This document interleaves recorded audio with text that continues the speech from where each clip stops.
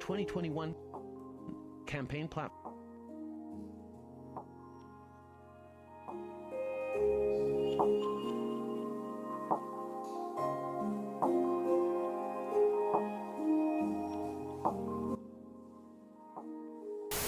Warning, images. Okay, listen. Hello.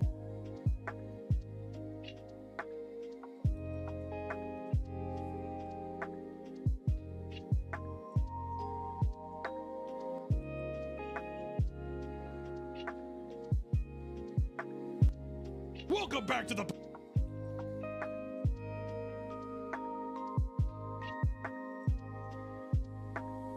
Guys, let me tell you.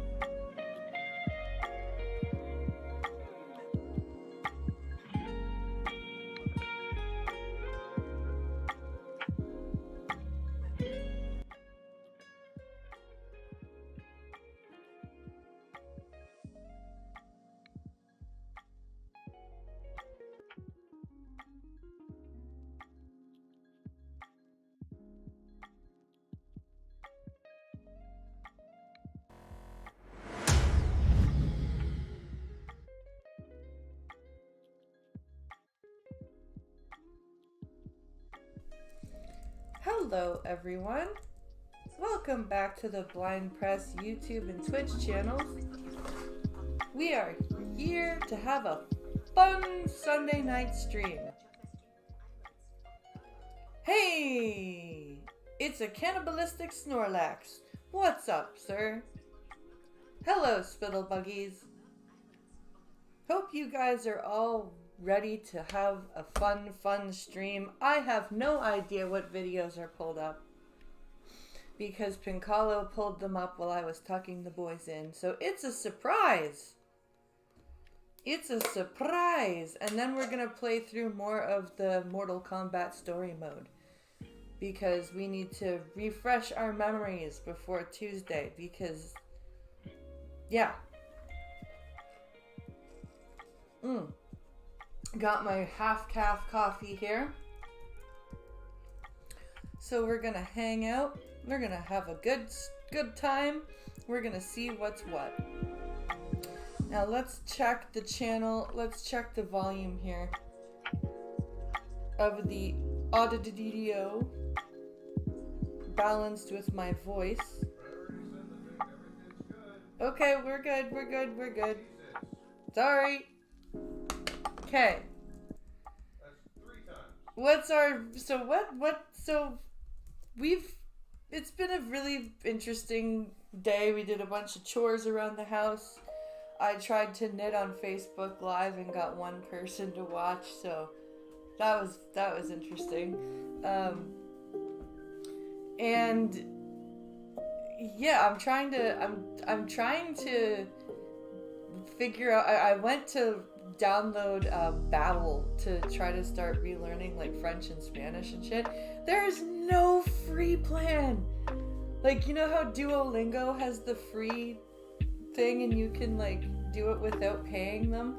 Yeah, no, Babbel's like a year for 140 something.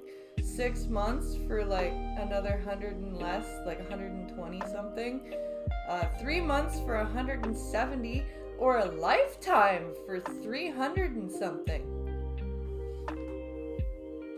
Or if you're not quite ready to make a full commitment, you can pay them $25 for 1 month. So I'm like, nope, back to Duolingo it is. So yeah, that's another thing that I'm doing, and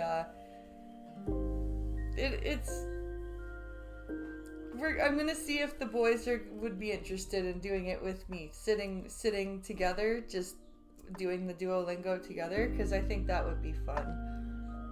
Because this school board doesn't do French until like later on in the school grade system, so I don't really agree with that. So I'm thinking maybe we can do some French and Spanish work together as a family, and I can show them some stuff. I think it'll be fun. Let's see, what else have we got here? Alright, I think we're going to see what fun things Pincalo has pulled up for me. Never visit celebrities' homes. Well, that sounds like an interesting thing.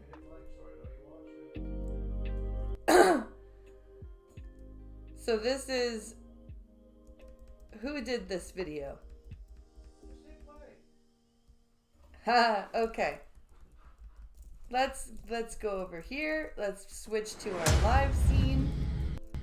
And we'll see why we should never visit celebrities' homes. Say something. I Ooh, just recently stumbled across, dare I say, one of the cringiest things I've ever seen in my life. I'm not gonna say that I don't ham up reactions for certain things that I feel necessary to ham up, but I gotta say, the lore of Jennifer Lopez has spiraled me down into looking for random clips. I mean, she just released Fuck you, hi, what? a documentary called This Is Me Now, which is supposed to be a sequel based off of her album This Is Me Then. There's been a lot of heat for Jennifer Lopez because she has a very questionable thing. She's trying to be relatable. Jennifer Lopez. Who's Jennifer Lopez? It's led me Who's Jennifer Lopez? Oh shit. That has to suck. Oh, that has to really suck. Is that too loud?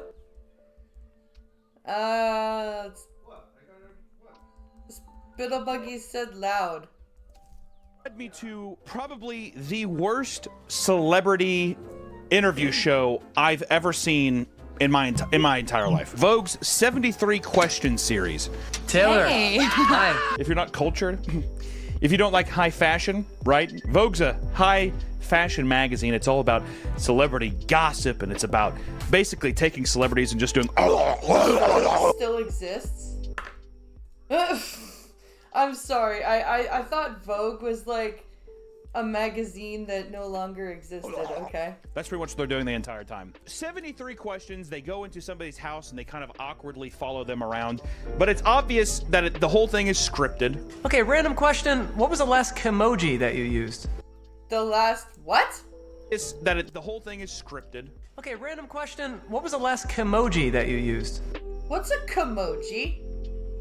My daughter. What's a Kimoji? It's scripted. Okay, random question. What was the last Kimoji that you used? My daughter North used the Kim blowing the bubble gum. They Oh God. As in Kim-moji. I get it now. I get it now. Kimoji. That's fucking stupid. I hate that. I hate that that's a thing that exists. Kimoji. They definitely give the questions before so they can think of cute, quirky answers, and they kind of walk around and try to act human. The only people who like these 73 questions are people who are like celebrity obsessed. I don't get the celebrity obsession thing. I get liking a celebrity, I get like having a crush on a celebrity, but the celebrity obsession thing, yeah, that's a little weird. Like getting angry at the people that end up falling in love with the celebrity that you are obsessed with. That's weird. Or getting like you know what I'm talking about. Maybe, and you know what, and this is a reflection of me a bit, because I'm just a jealous, petty bitch. I see these celebrities and I'm just like, what the did you actually do? Celebrity obsession with people being like, oh my god, did you see their hair? Did you see what they're doing? The new song just dropped. The only people I feel like I would truly be absolutely stunned by is, I feel like if I saw James Hetfield, the lead singer and rhythm guitarist of Metallica, Yeah. I think I'd cry. And that's it. I think that's about it for me. Yeah, I don't even know, like, if I would be that upset, or not upset, but, like, happy to see James Hetfield, because he puts up with Lars Ulrich. So I'd be like, what the fuck? I wouldn't cry. I'd go up to James and I'd be like, hey, dude, why don't you tell Lars to shut the fuck up? Why the Napster shit? Why, James? Without further ado, I just want to get into this. So we're going to be looking at 73 questions with celebrities today. This is filmed as if it's a POV. It reminds me of the 1970s Maniac. Elijah Wood also remade it, and it's in the POV of a serial killer, but he tries to act really casual and quirky. It's going to be some nice grade A crunch. Anyways, go ahead. That sounds like something I would like to see. See, this is why I really like Papa Meat, because he really likes the horror and shit. Oh, your auto adjustment didn't auto adjust. Okay, no, I didn't touch anything. I left it all the way it was. Just in case something was wrong on your end. I left it everything without, yeah. Great to see you, Jennifer Lopez. Hey. What a dream. On a scale of 1 to 10, how excited are you to answer 73 questions today? 10. I knew it. Of course. Okay, this is cute. If I walked into somebody's house with these fucking fancy ass floors and there was a Hobby Lobby cutout of the word thankful on the floor, dude, you would not get me in that fucking house. No, I'm sorry. Because there's no way she didn't put that there for the show. Because nobody puts, first of all, who puts stencils and shit, as somebody who now is able to decorate the house without going, landlord, is it okay if I do this to the house? Why would you put something on the floor like that? Just, if you're gonna put a stencil, put it on the wall or something. Why on the floor? I don't, anyway. And also, thankful for, like, the weird Hobby Lobby shit, like... Thankful? A $3 thankful sign from Hobby Lobby on the floor in your fucking $40 million mansion. Come on, dude. No. What would you say is the biggest difference between here and the Bronx? The size of my closet. Oh, remember that song? Jenny from the Block? Cause she... I do remember that song. She was so in and her money didn't matter because she was Jenny from the Block. She's from the Bronx. That's been a big controversy as people from the Bronx are boycotting J-Lo. She says she's no longer from the Bronx. Give it up, J-Lo. You've been rich your whole life now. And she's holding on to being this girl in the Bronx. I'm like, dude, you J-Lo. Have you ever been back to the block? Dude, doesn't seem like it. And I've heard bad stories about J-Lo. What would you say is the biggest difference between here and the Bronx? The size of my closet. My closet? Yeah, my closet. What? That's not something, like... That is definitely a scripted, like, stupid throwaway answer that anybody who's actually been really poor would not say, right? Like, that's... Okay, J-Lo, that's true. That's epic. One hell of a smile. She's got that politician smile, dude. Looks like literally Joe Biden's smile, if you compared him. I think if you photoshopped that mouth over each other, I don't think you'd be able to know the difference. And what's one word to describe the Bronx? Cool. Very cool. Cool. I knew some very rich people and their taste look worse than a crack one.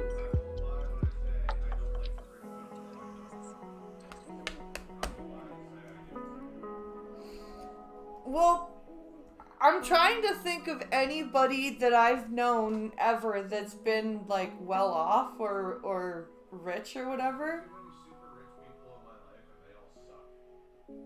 Yeah. Like, and all the kids that lived in the really rich part of town at my high school were all pieces of shit. Now remember, honey, I went to Newport Harbor High School. Okay? Right. Newport Harbor High School before I went for summer school. Okay. Newport Harbor High School is what the TV series The OC was based on. Just to give you an idea of the shit that I know. Cool. It's cool as hell. That's why I live in LA. The goddamn bitch is wearing a stray jacket. Before this, she was tied up in her own closet, and she was tussling around in her stray jacket, and she was actually set free to let this man inside. Oh. Oh, shit. That's funny. Oops. What was your go-to order at the bodega? At the bodega. Does she even know what a bodega is? Let's see if she knows. And she was actually set free to let this man inside. And what was your go-to order at the bodega? Ham and cheese on a roll with an orange drink, if you know, you know, and a small bag of chips. This has been the #1 clip I've seen Wait. over and over and over again. I swear to God. with an orange drink. If you know, you know. Is it a Fanta? You know she thinks that she just absolutely railed that shit. Yes, she does. And can you buy like sandwiches at a bodega, or is that sounds more like a deli thing. Can you even buy a sandwich at a bodega? A small bag of chips. A small bag of chips. Yes. Oh. An orange drink. Ah.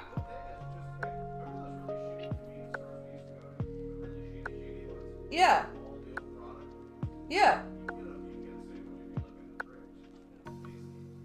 But that's what I mean, like.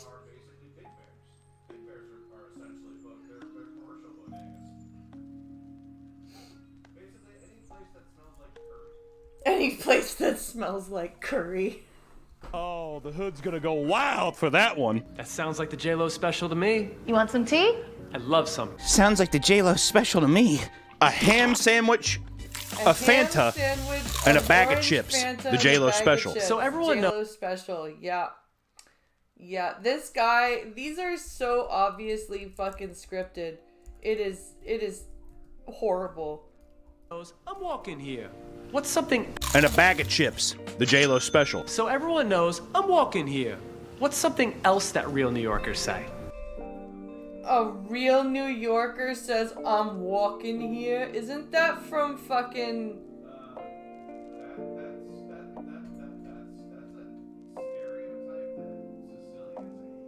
Right? Yeah. That's what I thought. I was like, that's not actually a thing that New Yorkers say. That was in a movie.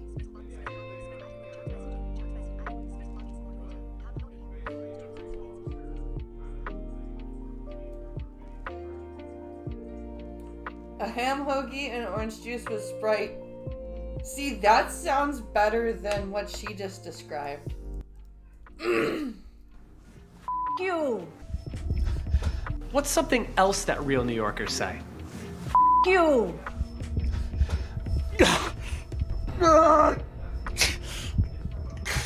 The cringe! This is... Yeah. And this is This is... I'm with Papa Meat here. I'm with Hunter. This is so cringy. This is bad. This is really, really bad. And we're only fucking 4 minutes into this shit. Oh, the cringe! So, J-Lo, everybody knows we're walking here. What's something else they say? Go! You. And she even hammed up the you. The fuck you. Oh, that was cute. He's like, and she's like, yeah, she Kamala laughed there. That was weird.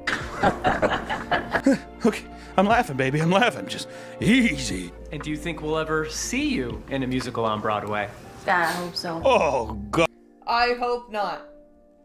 I seriously, for the love of Christ, hope not. Please, no Jennifer Lopez on Broadway. I will, no.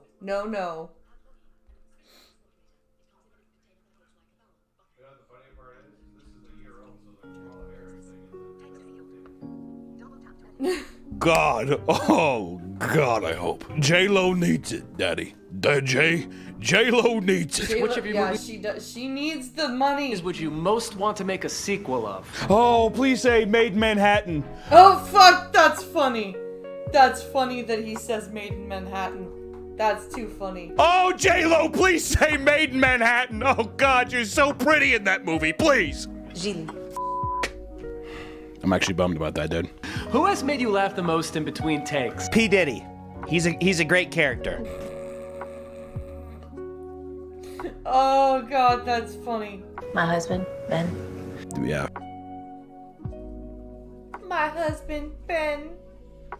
that I dated like 20 years ago, and then we broke up, and then he dated Jennifer Garner for a while because he can't not date people named Jennifer. How did you not catch the P. Diddy thing? I did. I laughed. Did. Yeah, my husband Ben, bitch dated him for 10 months and then 20 years later married him again. Right? She broke his heart. He went for Jennifer fucking what's-her-face who played Elektra. That was Jennifer Garner. Yeah, Jennifer Garner. And like, he literally went from one Jennifer to the other Jennifer. Because he couldn't deal with it. He needed to say the name Jennifer. He just couldn't not say it. And I bet Ben Affleck in the year 2000, I bet he was a good rug muncher, wasn't he, J-Lo? She was cutting up the dance floor. She was laughing so hard. This cannot be her home. What kind of IKEA set is this, dude? Has anyone actually been in the kitchen before? Your tea. Thank you. Oh, that's mine. Does she know how to make tea herself? Did anyone actually see her put anything in the drink? I was focusing on her talking and I didn't actually see her pour anything in any glasses. How do we know this isn't drugged, dude? Thank you. First of all, how do we know it isn't drugged? Second of all, how do we know she actually made it? Oh, yeah. So Jennifer, why was it important for you to name your company New Yorican Productions? New Yorican Productions. She actually named her company New Yorican Productions? That can't be true. That cannot be true. That cannot be an actual thing that she did. Because I'm a Puerto Rican from New York. New Yorican Productions? Oh! What? I got lightheaded. Look at her face there again, too. She's like, yeah, I went there. And who? That's so cringy. Holy fuck.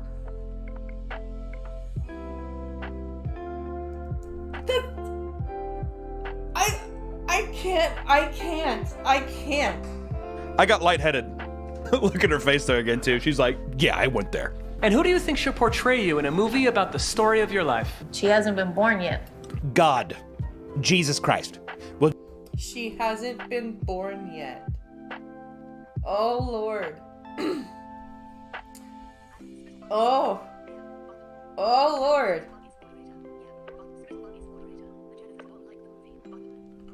Well, J-Lo, he is a man. What the did you actually just say to me? Like, well, how often do you actually get to relax? Once a week. Dude, honestly, I bet being J-Lo is a fucking busy job. Probably. There was a whole bit in her documentary about which mud to use. And which mud, huh? Yeah, I bet that was really hard to figure out. What mud should I use for my cleanse? I have no idea. I can't decide. It's very difficult. And she says, no, I don't want the wet one. I want the dry one with water on top. What? Bitch, it's gonna be wet mud then. Just put on the wet mud. Okay. I think they should just have the capacity with that drier mud to add water if we may. Just not stay cold. Bring those muds, please, one more time.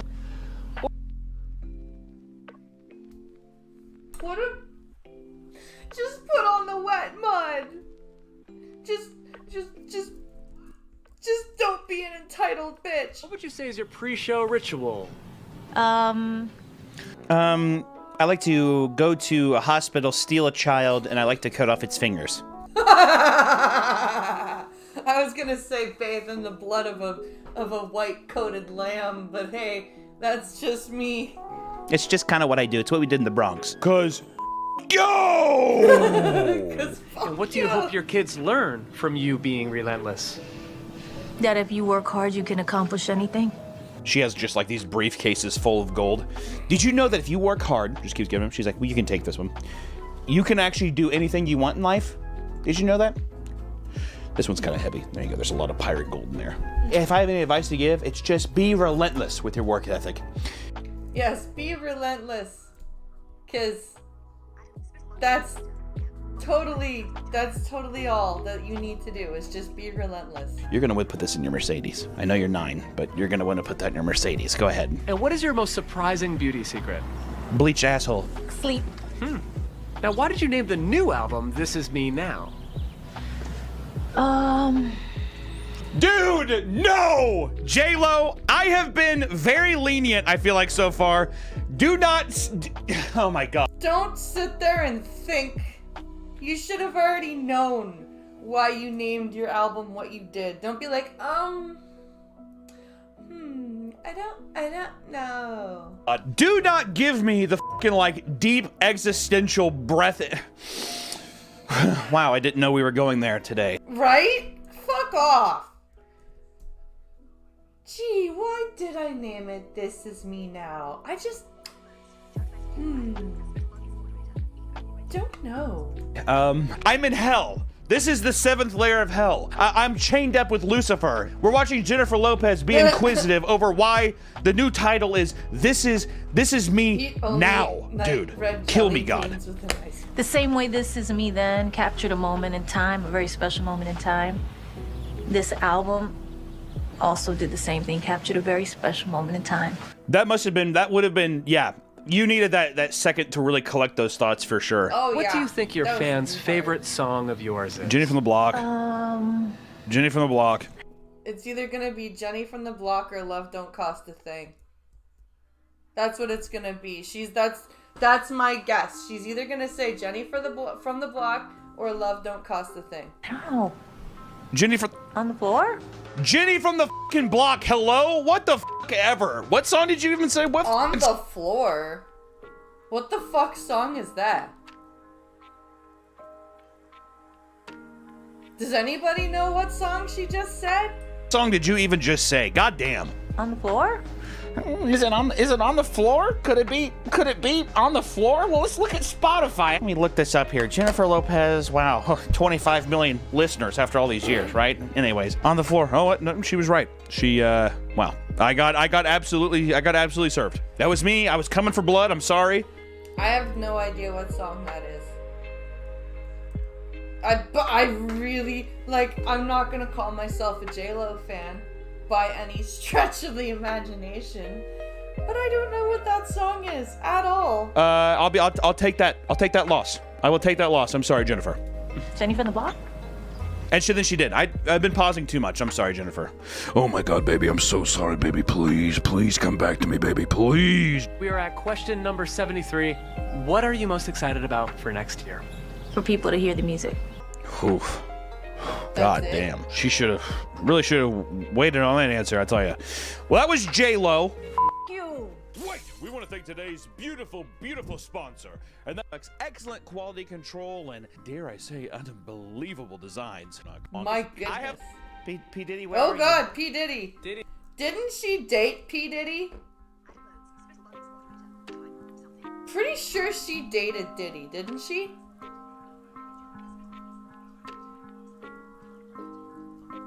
P. Diddy? Welcome to my home. There he is. Oh God! Kill him! Run for your lives! How do I address you? You can call me Love. You can call me Love. Oh my God, there it is. There's the thing that Abba talked about. There's the thing that Abba talked about. You can call him Love? Did I hear that right? You can call me Love. That can't be good. So I gotta ask you, why so many name changes? It depends on my mood, my vibe. It depends on my mood and my vibe. What do you mean? Do you have multiple personality disorder? Are you schizophrenic? Are you all right, sir? And Puff, where did that come from? I can't tell you that. Yeah. Because why? Why can't you tell us that? Is it because it's to do with drugs and that's illegal? What? They call me Puff because I got my asshole blown out by a rapper who I paid to have sex with my asshole and made my asshole look like blown out cottage cheese. Call me Puff. Why'd you move to LA? Oh, for the kids, the family. Oh, Ugh. Ugh. For the kids and the family. Nuh-uh. Nuh-uh. God.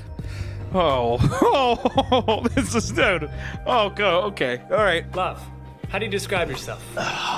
I'm vivacious, eccentric. Vivacious? That is not a word to usually describe a man, but okay. That is usually how you describe a woman. A sexy, you know, vivacious, bubbly, sexy woman. But okay, that's how he wants to describe himself. And I'm a Scorpio. Oh, dude. This is some eyes wide shut shit. I'm vivacious, and he puts in his fucking his astrology sign. I'm a Scorpio. I'm a Scorpio. I'm a Scorpio. Why do you have to say it like that? I'm a Scorpio. Ah! What's one misconception about you? There are no misconceptions about me. Oh! Oh God! Oh God! Okay, so everything that's out there is true. There are no misconceptions. Alrighty then. Everything you hear about me is true. If you've read it or you heard it, you better believe it. What's one thing you need every morning? I need a hug. A hug? A hug? From who? Who's the hug from? Who's your biggest inspiration? My biggest inspiration is my mother. What was she doing, Your dude? mother? Taking to some weird ass parties, probably. No shit. Your biggest inspiration is your mother. Does your mother know what you're doing? God damn. So what's your favorite cocktail? My favorite cocktail is the new French vanilla Ciroc. What the f is going on back? Is this Van Helsing? I want to know who who Van Helsing is back here, dude. I bet that motherfucker's got some stories too, for real. Why is he pacing around? Like, it sounds like he's pacing around. Why is he pacing around? And who drinks French vanilla Ciroc? I can't even. I would love to read a book about Diddy's personal cocktail maker. Are you fucking kidding me? I'll tell you what, that motherfucker knows he's on camera, though. He's not making any eye contact, but that old boy's fluid with it back there. I'll tell you what, put the crossbow down and put the shakers up. I want a cocktail from this motherfucker for real. Where do you go to relax in the world? I like the Caribbean. He likes the Caribbean. I don't know if you guys know this. P. Diddy tried to flee the country to go to the Caribbean, where he would have stayed forever, but the plane was forcibly landed by the U.S. government. Now Yep, it sure was. It sure was. I'm going on the record saying that your white party is up there with the top 3 that you've ever thrown for people. What are the other 2? I would say, yeah. When I got my star on Hollywood, I had a party. And this year at Burning Man, at an undisclosed location. The party he threw at Burning Man at an undisclosed location? Wonder what could have happened there, Jeez. dude. It'd be. I wonder what kind of freak-off event happened there. So funny if you saw the cocktail guy, he was just like.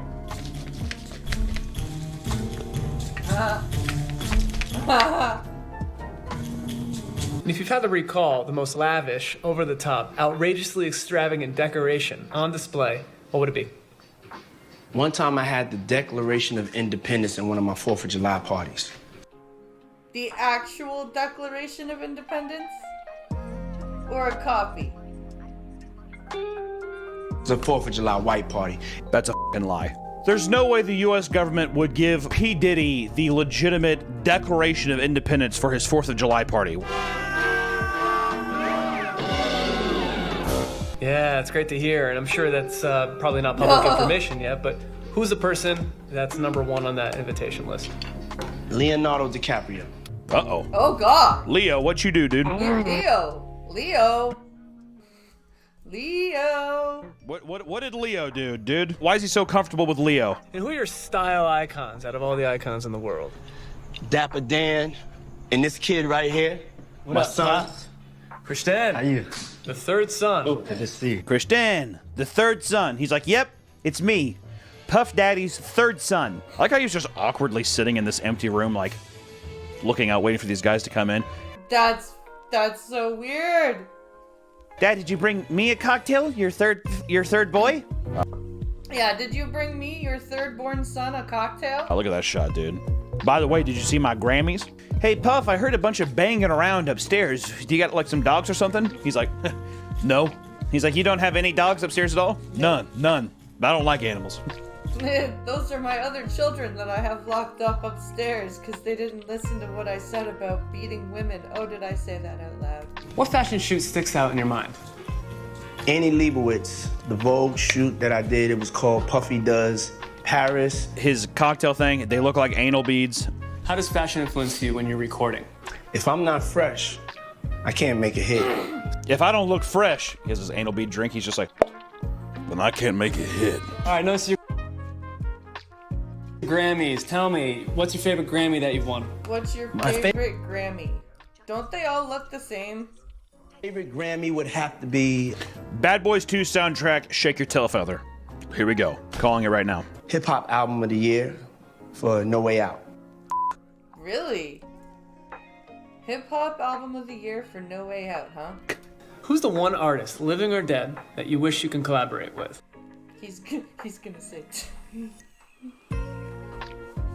He's gonna have the balls to either say Biggie Smalls or Tupac Shakur. Watch. Michael Jackson. Oh, I was wrong. It could. Why Michael Jackson? With Michael Jackson. It couldn't write itself any better. No.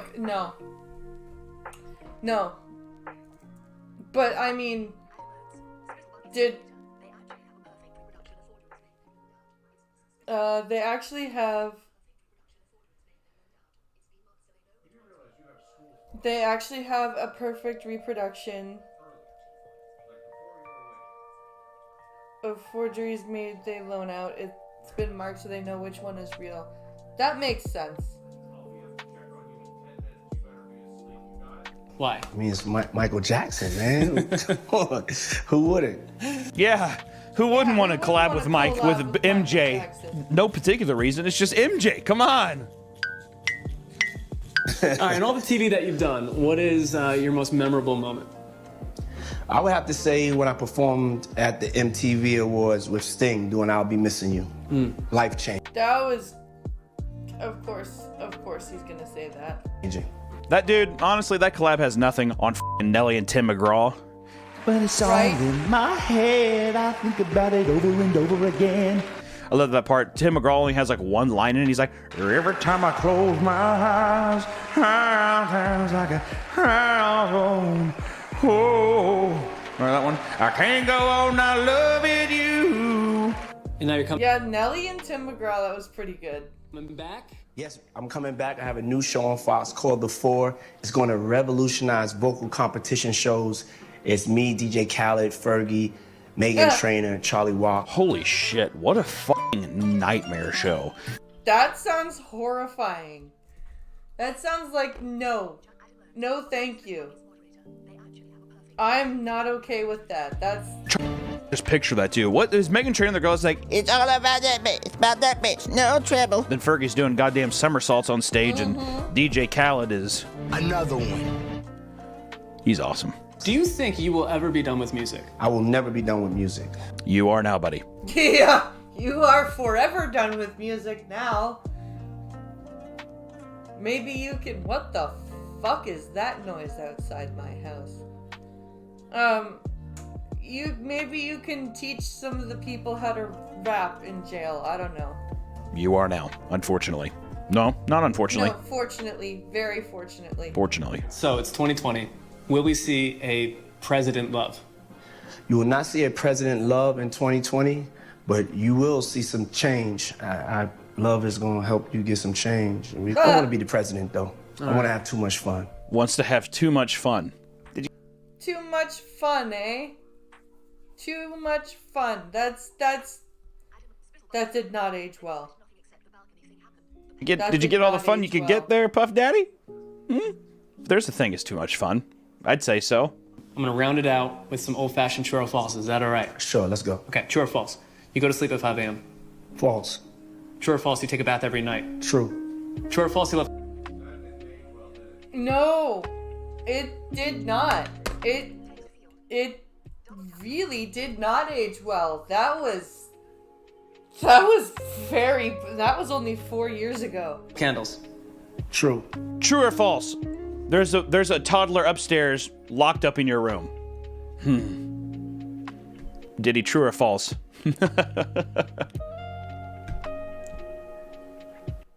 Dude, all I know is I couldn't believe that this is even a real fucking thing. All I gotta say is, dude, celebrity obsession and this kind of stuff is fucking odd. That anybody would even... It is very odd. I don't understand it. Like, even when because I like Nickelback a lot, right? And even when they did Chad Kroger's Cribs, I was like, nah, don't want to watch it. Not interested. Not gonna watch it.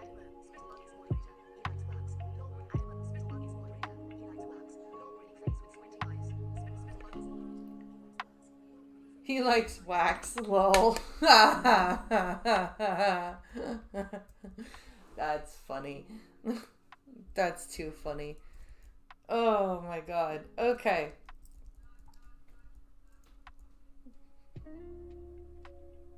That's too funny. Oh my goodness. Okay. Did Israel use a nuclear weapon in Lebanon? It was a beautiful explosion. Oh, I forgot to like the Papa Meat video. Gotta do that first.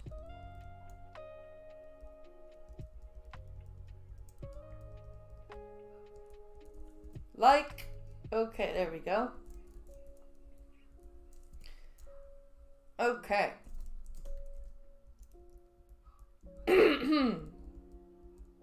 So, we are going to put this back to the live scene, and we're going to see what happened. We're going to learn some more things today.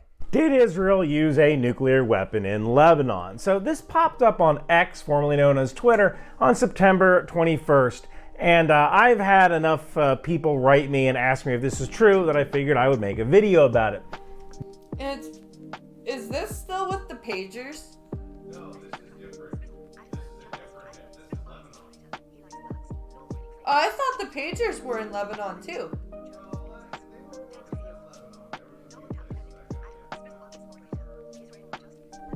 Ah.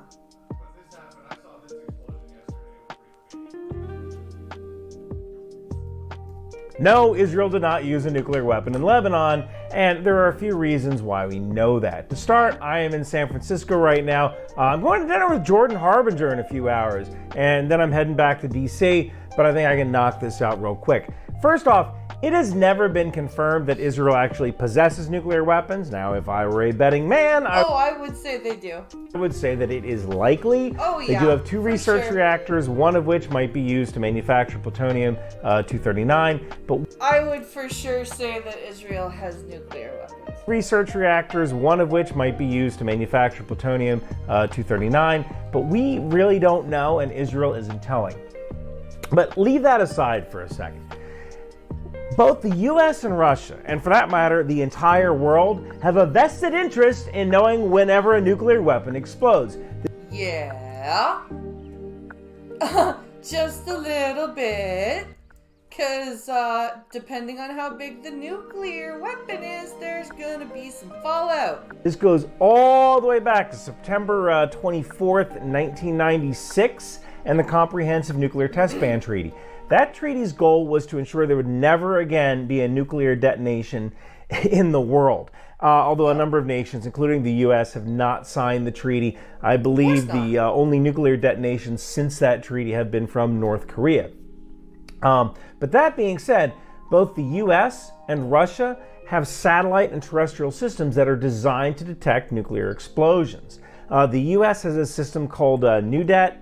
Russia has a system that I believe is called OKA, although I think there's a new one called EKS. Okay. So if Israel had detonated a nuclear weapon in Lebanon, the nuclear-armed states of the world would have known about this within minutes.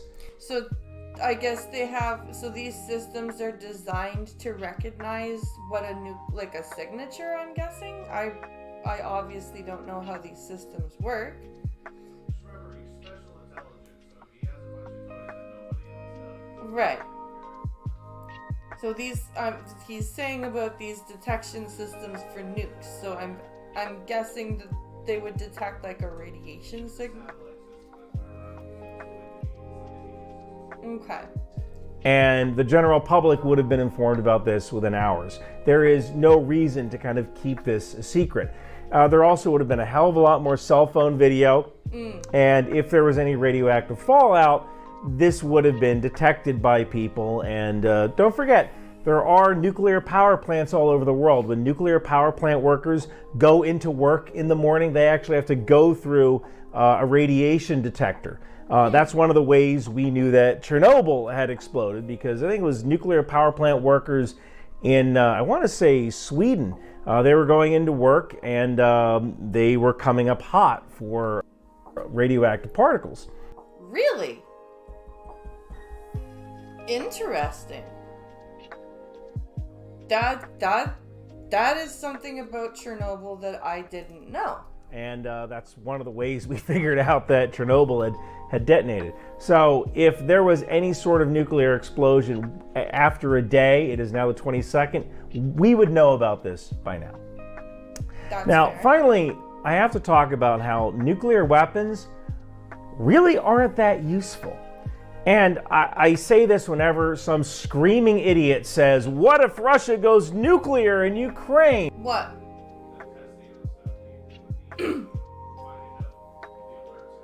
Yeah.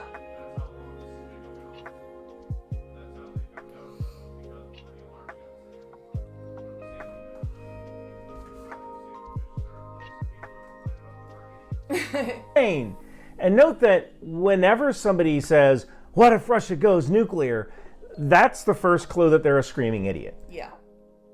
And Russia, like, I don't know much about nukes, but nobody really wants to go, drop a nuke.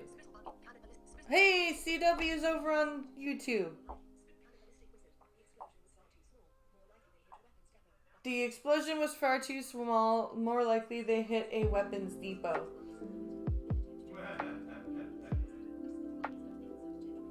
haven't actually thought through about what this actually means. So there's really only 5 cases for using a nuclear weapon. The first is that you would use a nuclear weapon to break through enemy lines. We actually practiced this. Okay. You would use a nuclear weapon to stop an enemy advance. You would use a nuclear weapon to destroy an underground bunker or some kind of facility. We're talking about a deep underground bunker, like Taiwan's military command center. So like to breach something. You might use a nuclear weapon to destroy a naval task force, like an aircraft carrier task force. Okay. And you might use a nuclear weapon to destroy a forwarding site or hit an amphibious landing if you're being invaded. Basically, any kind of troop concentration. All right. So, tell me, of those 5 scenarios to use a nuclear weapon, which is the operational case in Lebanon? There isn't one. There isn't one. And about the only thing I can think of on that entire list is number 3, destroying an underground bunker. And when you kind of think about it, like, you wouldn't just use a nuclear weapon to destroy an underground bunker for the lulz. It would have to be a very deep bunker and a very important bunker. Maybe I could see Israel using a nuclear weapon to destroy some kind of underground Iranian nuclear facility. Okay. But those facilities just don't exist in Lebanon. Okay, so then there's no reason, like, just going by what he says, there's really no reason for it to have been a nuclear explosion. Or maybe I could see Israel using a nuclear weapon to destroy a concentration of Iranian ships when those ships are out at sea. But that's just, it's such an unlikely scenario. Iran's navy isn't really that much of a threat unless you're located in the Persian Gulf locally. So I can't really see that happening either. So just... Why? Oh, why? Because it was big? Okay. Remember this. When anybody claims that something is a nuclear weapon, just go through those 5 use cases. Are they exploiting a breakthrough? Are they trying to stop a breakthrough? Are they trying to hit a deep underground bunker or facility? Are they trying to hit a naval task force? Are they trying to hit an amphibious landing affording site? Okay, those make sense. Those 5 uses for nukes. I didn't know those. One good example, that Ukrainian breakthrough in Kursk. That actually would have been an ideal case to use a nuclear weapon to stop that breakthrough if you didn't mind using a nuclear weapon on your own soil. That would have been a use case to use a nuclear weapon, and Russia didn't do it for a number of reasons.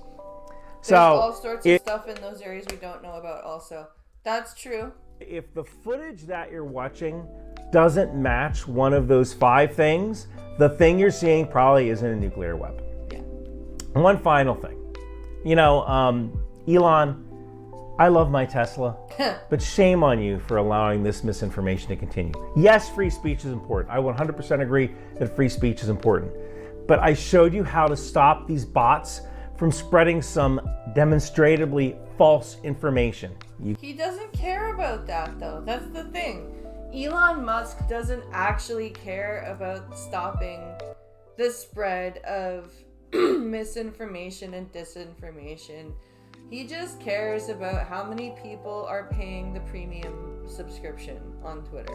You can use vector maps, and you chose to ignore me. This story has been going on for a day. People are still posting false information that has been proven false about using a nuclear weapon in Lebanon. You could shut this down like that.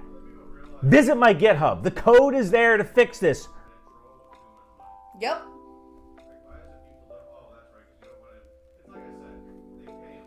Yeah. Same people that used to shit all over blue check marks, as soon as Musk bought it, they all want blue check marks. Yep. And they keep calling it a free speech platform. If it's a free speech platform, why do you have to pay to have your words heard? Yeah. Why do you have to pay to have your words heard? And also, like, why do you have to pay for extended amounts of like, why do you have to pay for more typing space? Why do you have to pay? Just fucking make it that way. For free. Freaking use it. Exactly what side are you on? Because it's definitely not the side of the truth. Nope. Or maybe you only hire crappy programmers. I don't know. I'm on the fence. Yeah. Thank you for watching.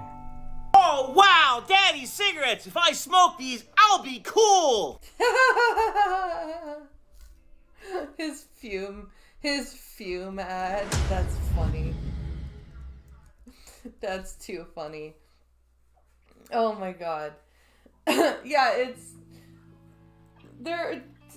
the whole Twitter thing pisses me off because there are so many people that used to shit all over blue check marks that now have blue check marks.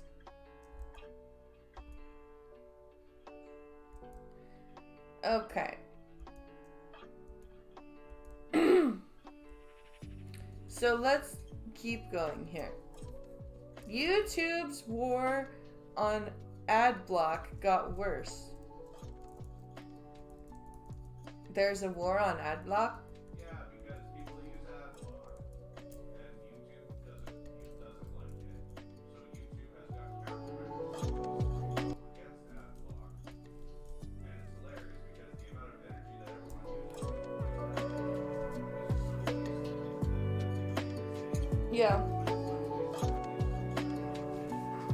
Yeah. And it's really funny because they're like, I love these creators. I want to support them. Well, then let the ads play.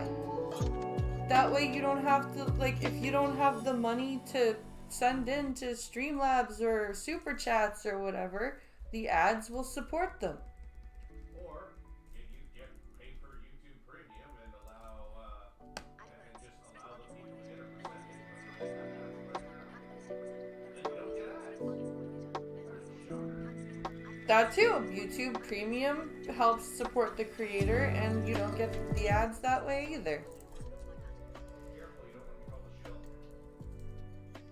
Oh no. Let's see.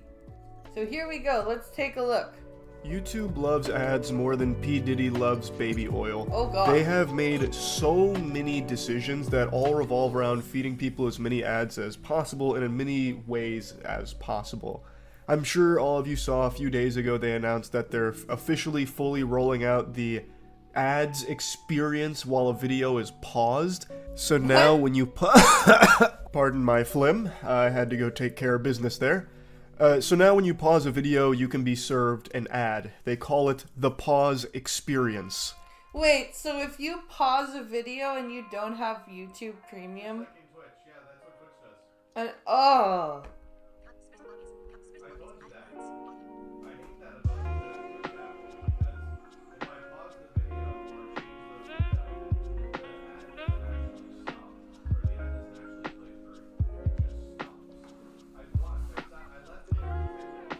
Yeah.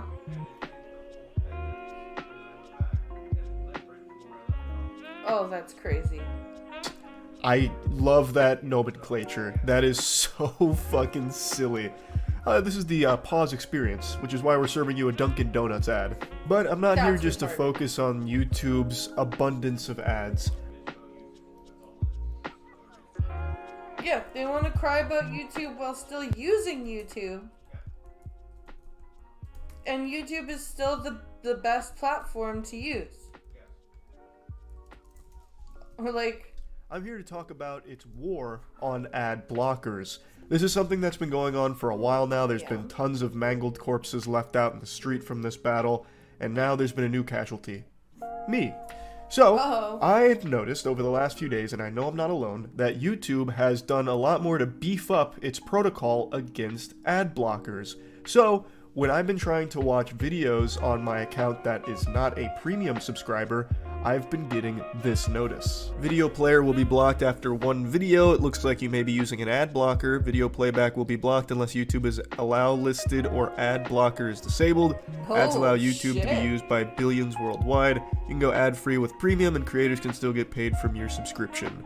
That's interesting. So it's got a detection thing for ad block, and then it's going to disable video playback unless you either turn it off or subscribe to premium.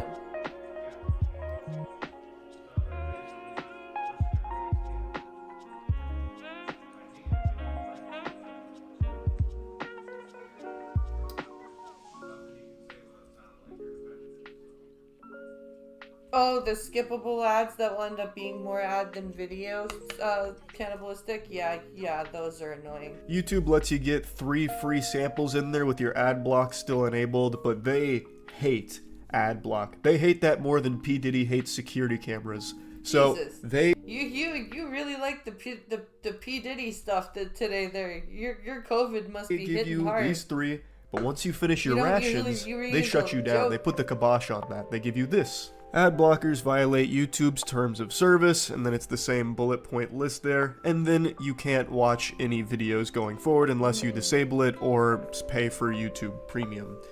Now, this isn't new. I remember this rolled out like a year ago as kind of a soft launch where some users experienced this, but not all users.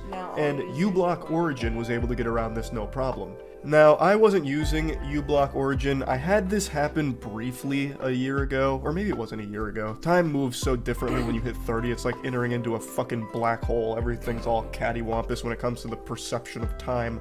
But whenever it was, months ago, I had this happen occasionally for like a day or so, just using normal... I get 5 ads in a 5-minute video already, and now this bullshit. They're trying to make it a bannable offense to use an ad blocker or a VPN. That's some bullshit.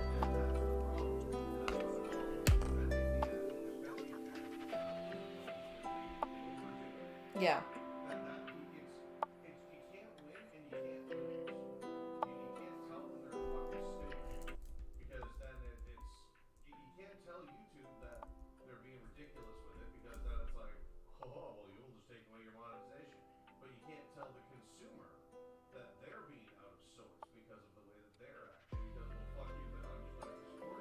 Yep.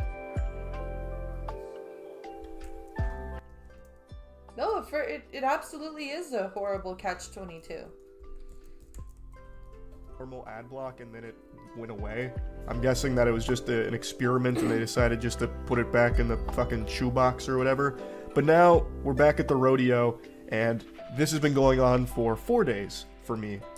So I decided, let's see if uBlock Origin works. So I grabbed uBlock Origin and sure enough, it gets around this no problem. But I can't help but wonder, how long will it last? Because YouTube is constantly trying new ways of feeding you ads and breaking ad blockers. Like, they clearly villainize it. It's very obvious. They're not pulling any punches. They're not trying to hide or anything. They are saying, if you use an ad blocker, it's against our terms of service. And as a company, like, I guess that they're allowed to say that. Because that's like... could you imagine blocking commercials on, like, that's kind of what the TiVo shit was doing, right? It violates it. So, the fact that uBlock works is probably something they're not overly thrilled about. And I remember a few months ago, Mudahar made a video about how YouTube is experimenting with server-side ad injections. So, like, they are constantly trying to innovate in ways to blast your ass with ads. And right now, uBlock is able to put, like, a shield on your butt cheeks to stop this from happening, but will it always work with getting around YouTube's ads? I have no clue. I'm way too fucking stupid to have the answer to that question. Why are you even asking me? I struggle to remember how to do long division sometimes. Clearly, I wouldn't have the answer to this one. But I do think YouTube is probably having like an entire dedicated fish tank, all focused on brainstorming how to break how to get rid of ad blockers, how to get around ad blockers, uBlock Origin and every other ad block to force people into either paying for YouTube Premium or allowing ads on the site. What I do know for sure is that the internet itself is unusable without an ad blocker. Period. Full stop. I'm not being exaggeratory. It is literally not possible to use the internet without an ad block. Go to any mainstream journalist website, try and read an article without an ad blocker. You will find maybe 2 sentences that are broken up by 5 ads, an auto-playing ad, a banner ad, audio ads that play in the background. For sure. You can't get any of the content on the internet anymore without an ad block. And try using the internet without an ad blocker with voiceover. That's fucking fun. It doesn't exist. The ads are the content. Like, that is the internet now. It's fucking tragic. And YouTube is bad without an ad block because unskippable ads out the wazoo, ads that play even when you pause a video now, like, it's excessive. I know I already made a video on this topic like 6 months ago about how the internet doesn't function without an ad block anymore, but it needs to be driven home just how bad of an experience that is. It's not even an experience. At that point, the only experience you're getting is like brainwashing. It's like the ads are used as a form of hypnotism against those that traverse the cyberspace without protection. Yeah. It sounds dystopic, but it almost is that way.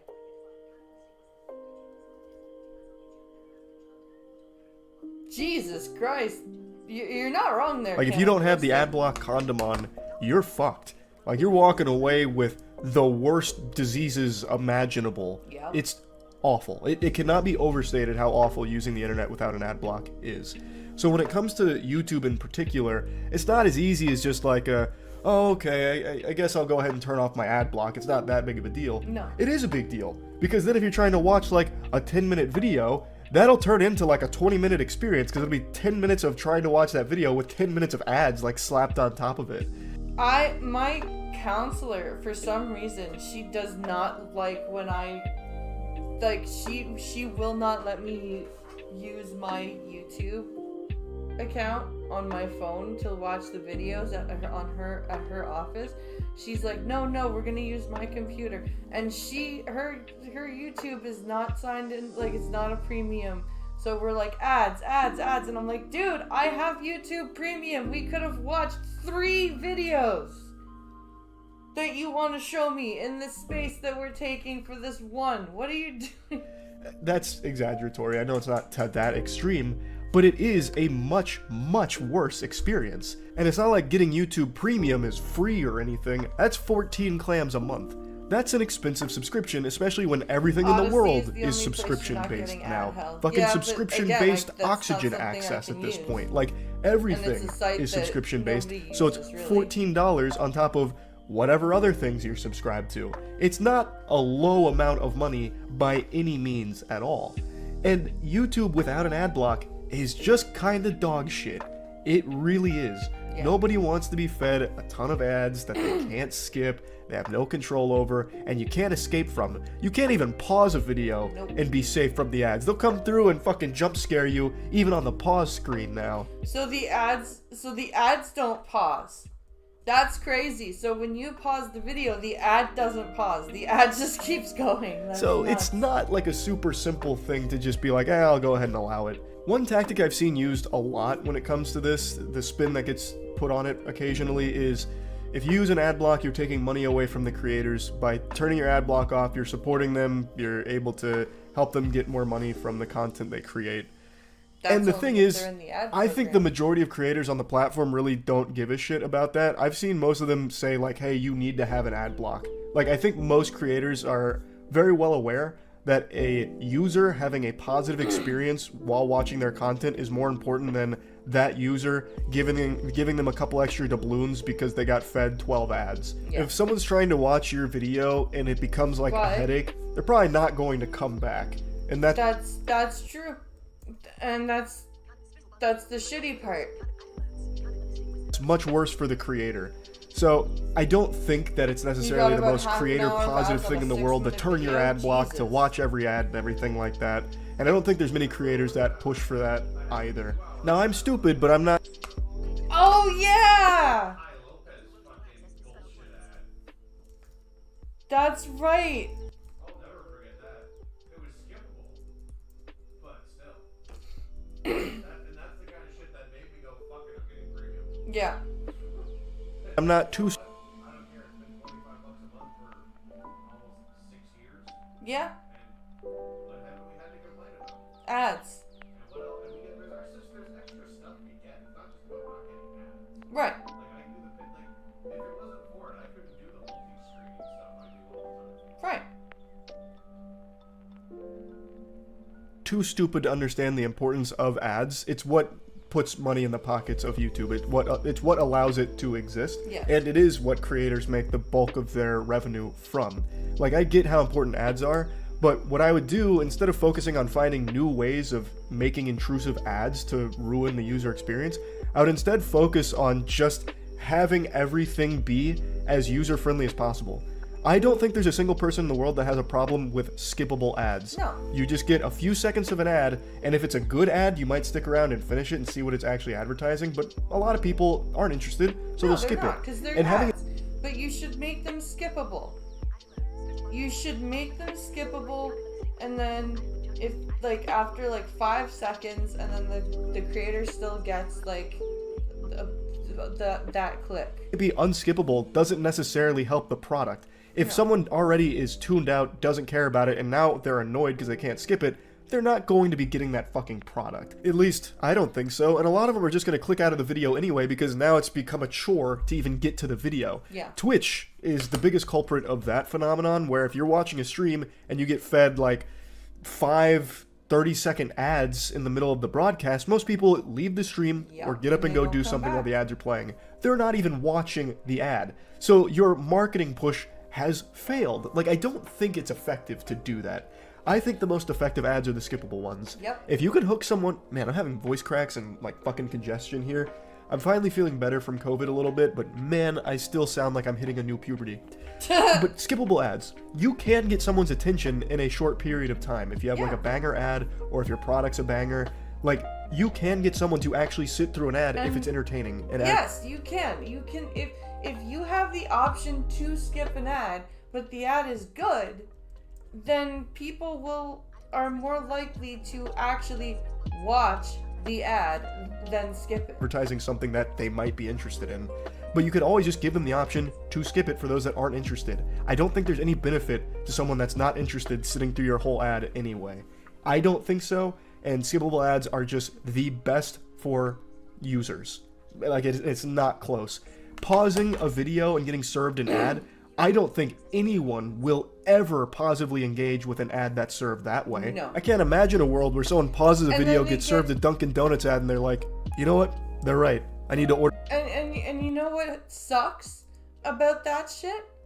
Is when it happens, then the viewer comes and yells at the creator for it. And it's like, dude, I'm sorry. I can't control that. You know what I mean? Like, I've got the ad set up, but I can't stop Twitch from feeding you the ads in that particular way. And the viewer gets mad at the creator, and then they don't come back. And it's very, very frustrating. All right, I'm gonna quickly do a bathroom break, and I will be right back. Share the screen, or the stream, not the screen. Share the stream, and I will be right back.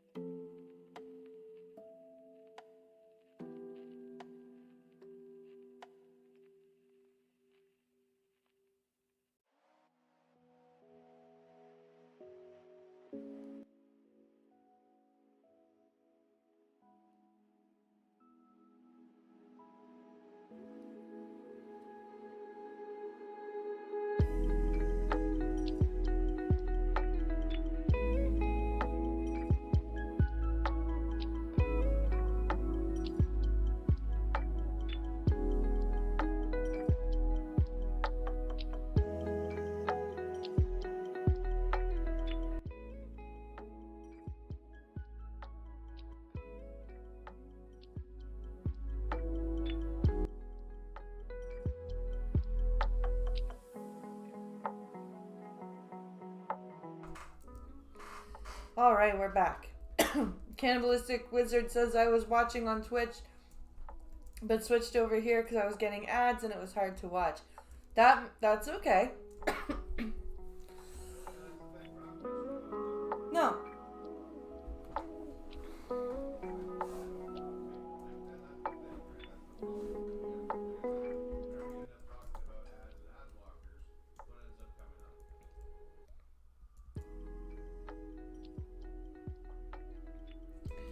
TikToker uses brother to sell her OnlyFans. Oh, for Christ's sake. I'm going to give you some little caveat on this since you can't see who it is. You remember 6 months ago, Oh, is this the same? Same dumb chick, new line of videos. Same brother, who should be out of high school by now. Yeah. And again, it's like, yeah, okay, your sister does that, so fucking what? You're in high school, so what? I've noticed that whenever it comes to the ones that complain about this, there's really like a handful. Mm-hmm. The ones that really have these problems, and generally there's something else going on. And it seems like there's something else going on with these two. Nothing gross. Yeah. But might be some sort of manipulation and market manipulation. Okay. He does. No, she buys him shit. She buys him shit and he gets to be in her YouTube videos.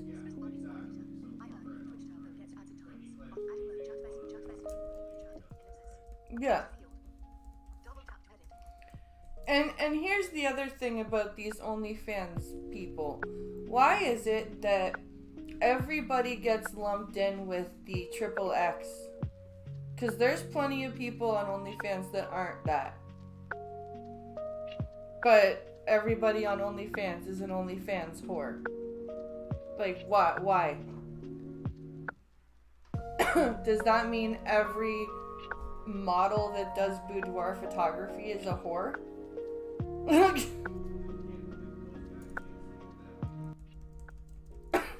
Like, it's crazy. Alright, here we go. Christian, I know I've asked you this twice already, but how does it feel to know that your sister has an OF? Okay, I'm not ever answering that. Every time I'm on the bus, he takes his phone and he goes, "Oh look, it's your sister. Do you care?" And they ask me, "Is it pink?" I just tell them, "Pay for it and find out." Pay for it, find out. Well, There's an answer. There's your answer. What's wrong with just?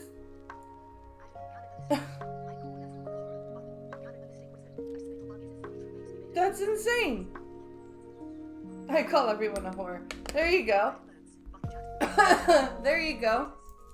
Well, guys, the stoops keep on getting lower. It seems like once a month at this point, I am subjected to a new low that I never thought a human being would stoop to in order to make an extra $1. At this point, I don't know why I'm surprised anymore. Now, on this channel, we have talked a few times about some oddball OnlyFans situations, people doing things that they really shouldn't be doing for no other reason than to promote their OnlyFans. The most prominent one being that one lady who went to TikTok to tell everybody about how her son getting sick at school interrupted her filming session, obviously to promote her OnlyFans. And yeah, that lady was fucking another lady that I just, again, do not want to be lumped into the same category with. Sick at school interrupted her filming session, obviously to promote her OnlyFans. And that was pretty bad. When I saw that, I was like, okay, this is probably the upper limit, right? She's not like making her son come on camera and talk about this stuff, but she's using her child to promote this kind of content. It really can't get much worse than that, right? Wrong. Allow me to introduce you to Camila Araujo. At least I think that's how you pronounce it. Please forgive me if it's not. Camila is a content creator who has found a unorthodox method of advertising her OnlyFans. What's that unorthodox method, you may ask? She Talking to her brother about it. Her teenage brother. She makes her little brother talk about it on camera. A lot. No, I'm not clickbaiting you. No, I'm not rage baiting you. You're about to watch multiple clips of this woman having her little brother talk about her OnlyFans and her pussy. It's really cool, and if I'm being honest, I'm glad this is the path we've decided to go down as a society. Can't wait. Yeah, I could not imagine sitting my little brother down and being like, hey, we're gonna talk about my my OF and my pussy today, okay? Like, no.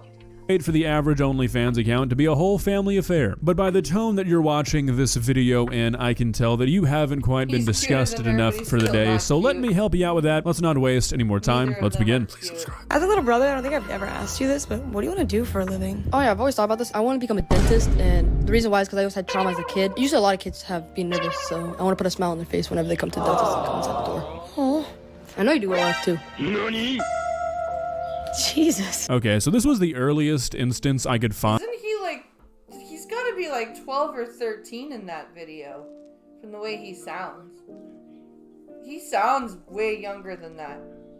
Of her using her brother for this purpose. It's also the most innocent, which is really not a word that belongs in this video, but objectively it is. It's gonna get significantly worse after this, okay? But this is the general premise. Anything involving her brother wraps around to him mentioning the fact that she has an OnlyFans, which is obviously weird enough in and of itself, but I guess as the shock value wore off, she decided she needed to up the ante just a little bit, and I feel like she's making him bring that up.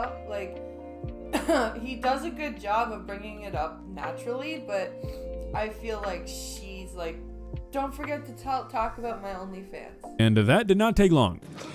Christian, I know I've asked you this twice already, but how does it feel to know that your sister has an OF? I mean, bring me to Disneyland, got me some new shoes, bring me to like a lot of places. So, yeah. I mean, so he gets something out of it. So why does it matter? So you don't care? I mean, yeah, but there's one question. What do they mean when is it? Okay, I'm not. Oh, what do they mean when they ask, is it pink? I'm not ever answering that. I'm never gonna answer that. Okay, cut the cam. Okay, so how fucked up in the head do you have to be to walk up to your little brother and be like, hey bud, I've got an idea for a banger video. I'm gonna ask you about your feelings on me being an OnlyFans model, which is already an extremely weird discussion to have with your brother to post onto the internet. But we're not gonna end it there, okay? You then need to ask me, what does it mean when guys ask, is it pink?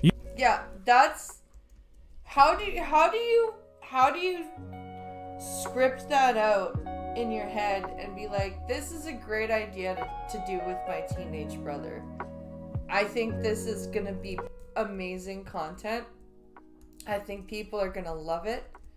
Let's get right on it.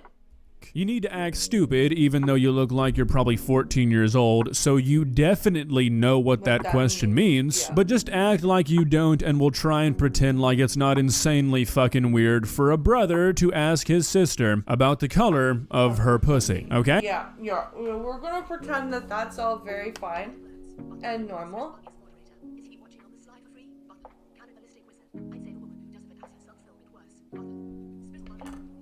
Is he watching on the sly for free? Oh, probably. Okay, got it? Good. Roll the cameras. Okay. We're back. Unfortunately. Anyways, all that studying. For what? We just started.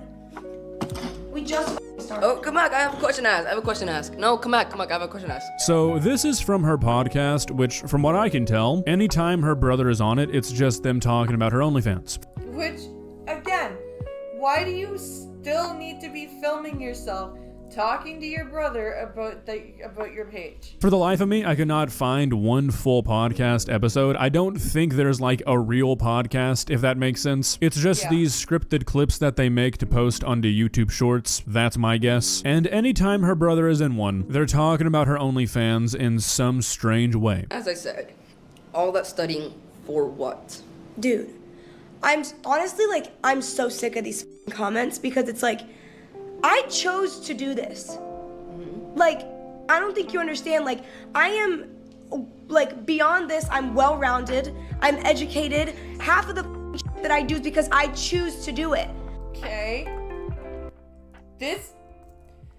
Now that I'm watching this back again, this really does feel scripted. So all you out there, I'm probably smarter than you. I've made it this far at 21 without bet you he knows if it stinks. Oh, a college degree. However the I did it doesn't matter. I bet you if only went away tomorrow, I would still find a way to be successful.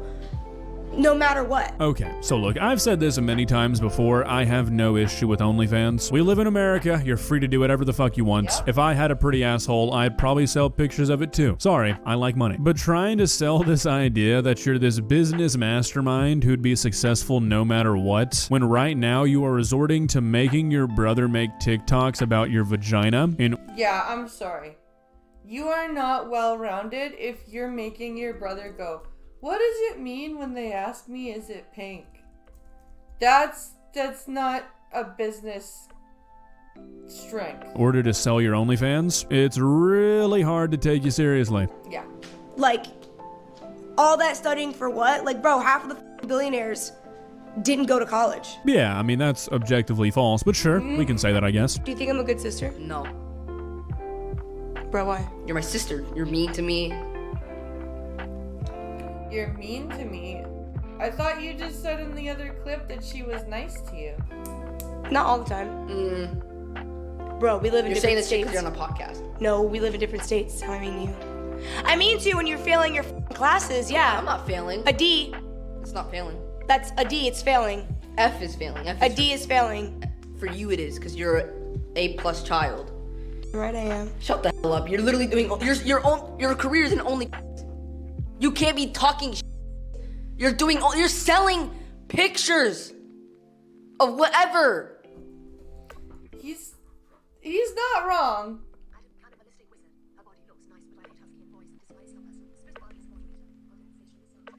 A dead fish in the sun. Ugh. I hate her body looks nice, but I hate her fucking voice and despise her personality. I'm with you there, CW. You can't be saying shit. All that studying was for what? For what? Okay, so this video interests me because I feel like it's a pretty good example as to why this works, why these videos are doing so well for these two, or really just her, I guess. I feel like you can imagine a brother and sister having this conversation. This seems like something a little brother would pull out when his big sister is giving him a hard time. 100%. If you go through all the other videos, you'll see that it's pretty clear that the guy doesn't care, at least yet. He might be too young to sort of understand what his sister is subjecting him to, but he... Yeah, he's...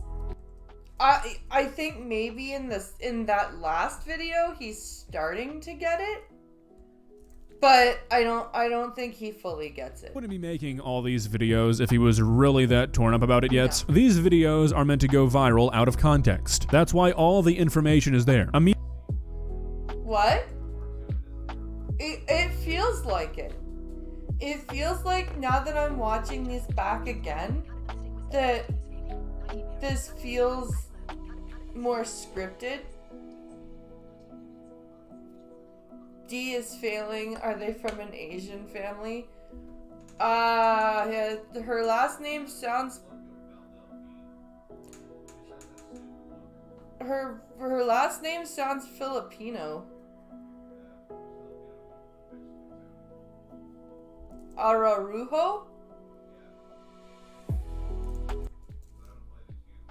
Immediately, they establish that they're siblings. Then within like 10 or 20 seconds, he starts talking about her OnlyFans and how she's given up everything to sell pictures. These videos are meant to go viral with the crowd who comments stuff on these videos like, this kid was raised right, he's a Sigma. It's all on purpose. And I think that's why they do so well, because people don't dig into it any deeper and find out that it's not really a podcast, these clips are staged, they don't bother looking into any of that, so they just engage with it and they make it go more viral, which ultimately results in Camilla getting more subscriptions to her OnlyFans. Yep. That's literally the only reason she's using her brother to do this. So that more people will watch these videos. I was told anything below a B is just being in a lazy failure. Same here. Spittle buggies. And my mother was a freaking ginger. Or is a ginger. But, anything below a B was just unacceptable. It was not acceptable.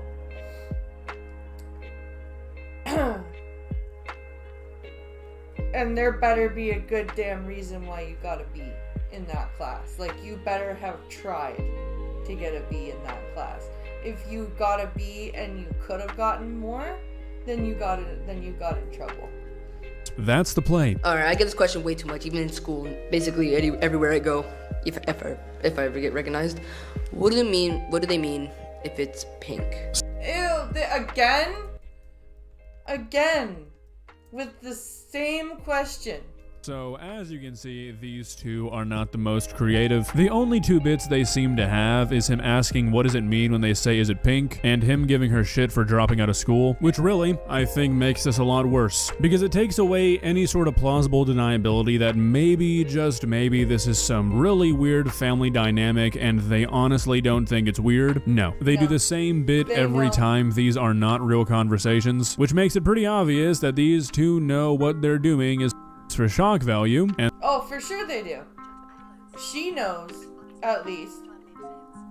But,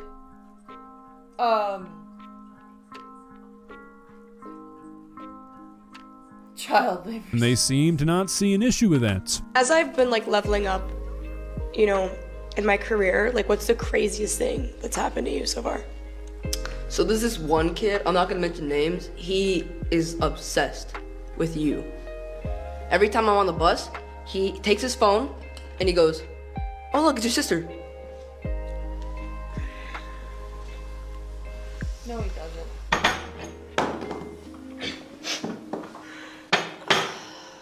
You know, and he goes like this, oh look at this. No, he doesn't. Yeah. Is he paying for it? Absolutely. Do you care? And they ask me, is it pink? I just tell them, pay for it and find out. And with that, I think we've seen enough. For a moment, I was hopeful. I was like, okay, they're still doing the is it pink thing, but they're trying to go in a different direction. Thought they were trying to make it emotional and... Yeah, I thought she was actually gonna be like, oh shit, I'm sorry.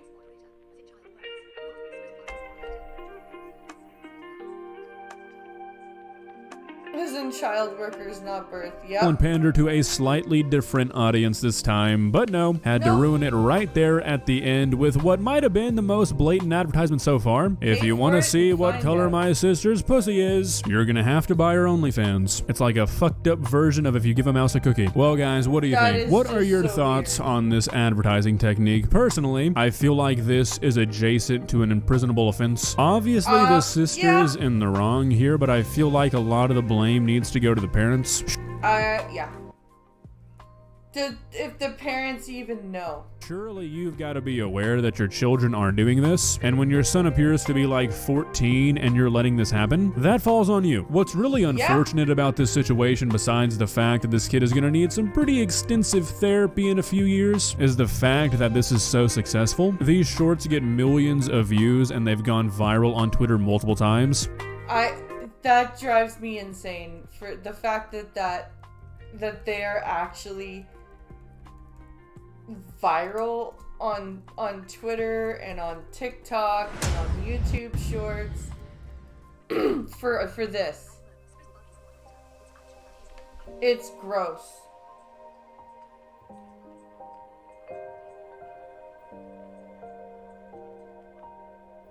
It's actually that easy.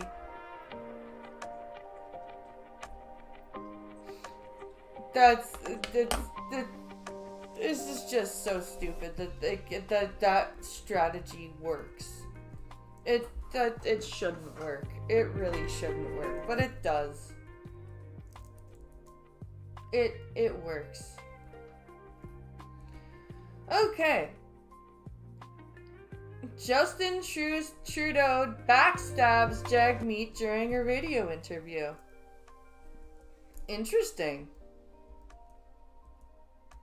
Let's see what this is about.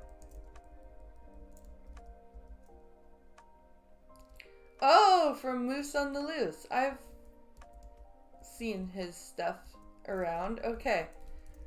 Let's switch to the live scene here. See what's going on with this video. 2021 campaign platform for the NDP on climate change was the weakest we had seen in years. It was horrible. Oh, fuck.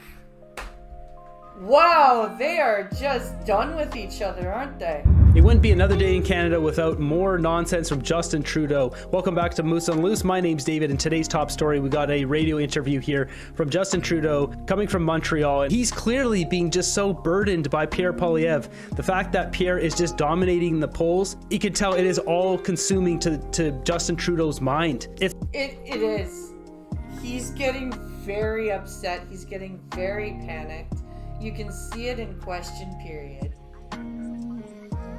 You can see it everywhere, like anywhere he goes, and he gets pushback.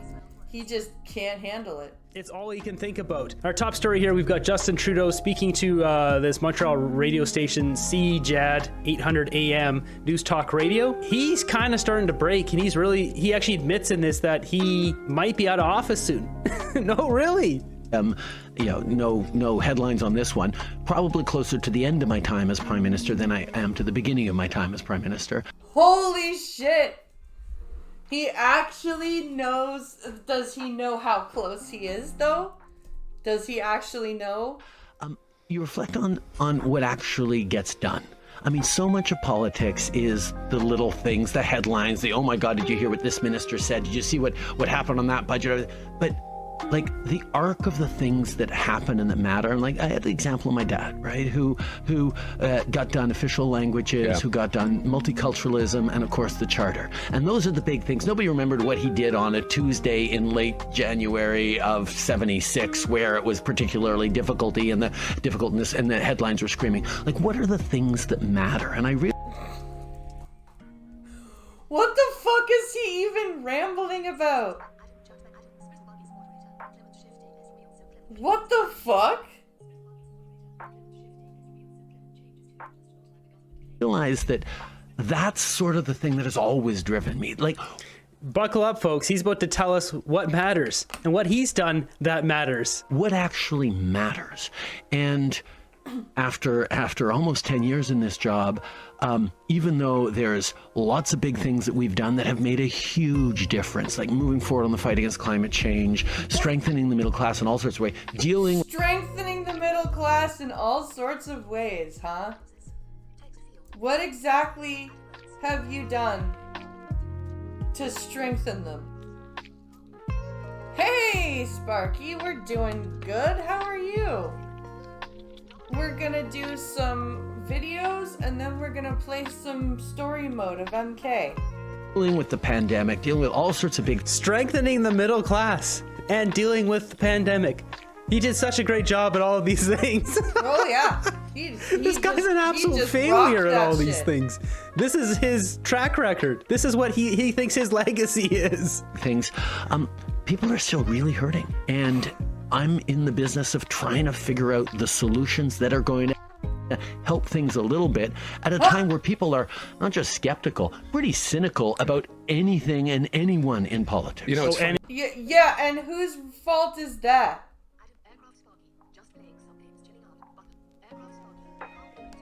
Just whose fault is that? Seriously, dude. You say that. I mean, one of the challenges we face right now is, even though you get economists and politicians and people looking at the actual numbers saying, wow, the Canadian economy is one of the strongest in the G7 right now. Our debt is one of the lowest. The foreign investment is up. Like, more people are investing in Canada than... Yeah, more people that we don't want investing in Canada are investing in Canada. In any other country other than China, other than Brazil and the US. And people say, like, yeah, but why then does it feel so crappy for me? And it's not just people who are known to be struggling. You've got families where you got like a doctor married to a lawyer, and they have kids in non-private schools but in good schools, and they're like, if I can't make ends meet right now, then the economy's not working for everyone. And there's a huge... Trudeau just used an example of a doctor and a lawyer, and they can't make ends meet. Come on, man. Wake up and smell the roses here. Yeah, if your example is a doctor and a lawyer, two six-figure income professions, together making an insane amount of money, if your example is that they can't make ends meet, how is it that the economy is working? Because if they can't make ends meet, then for sure the person who's making 50 grand a year can't do it on one income. So how is two people making $100,000 a year not able to make ends meet, meaning the economy is working? Next up, Justin Trudeau blames Poilievre for his dark brilliance. on getting people to think things are bad in Canada. All the wrong people and places invested in both of our countries. Facts! And on all these different programs, and that's why we're in trouble. And that's sort of the dark brilliance of Polyev on this one, that he's managed to twist this around. The dark brilliance of Polyev. And convince people that confident countries shouldn't invest in themselves, that everything's broken, that everything's terrible right now. We have the lowest deficit amongst all advanced economies. We do not have the lowest deficit. How can you say that our deficit is low? Holy shit. Our deficit is record-breaking. Our deficit is crippling us. What are you talking about? What the fuck is he even saying? We have This guy seriously thinks that Polyev's dark brilliance is that he's brainwashed us all into thinking things are bad, and things are not actually bad. They're amazing. Trudeau is just... things are fucking great. Your dirty tactics didn't work, man.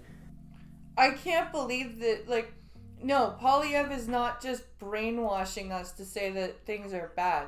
We know things are bad.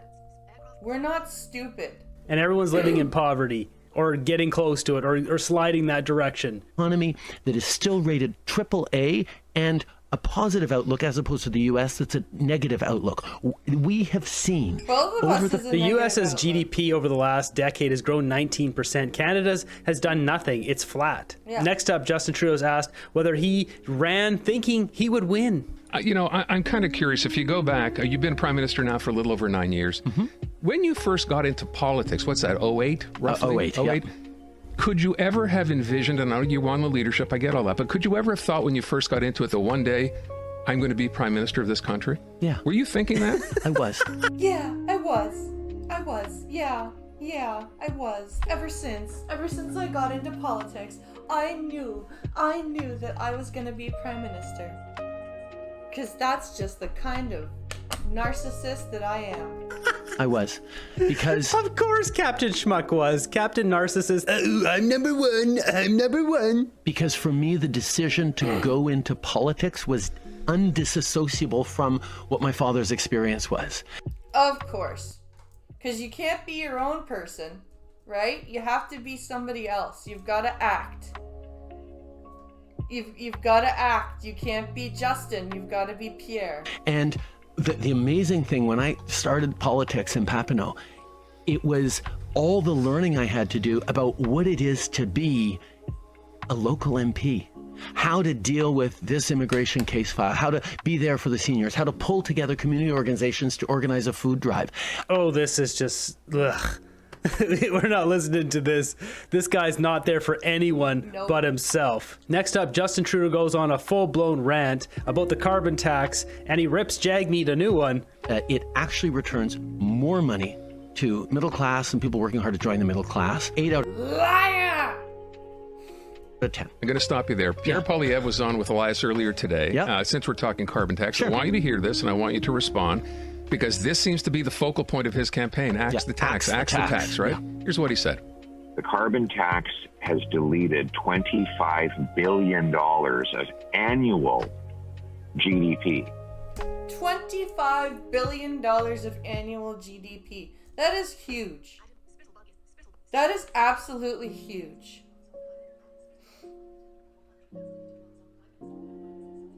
Your country needs limited runs on Prime Minister. Or am I missing something?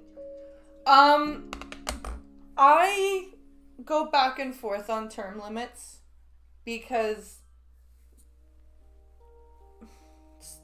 we seem to have like an election cycle of 3 elections.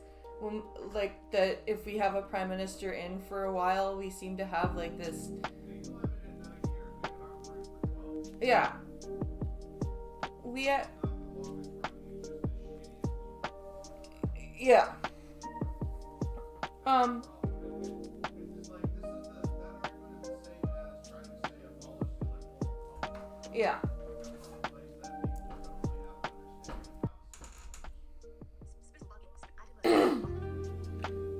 term limits, we don't really need term limits because they once they're humiliated out of an election, like if it's a bad enough election loss, right? Like Harper's last election loss. Yeah.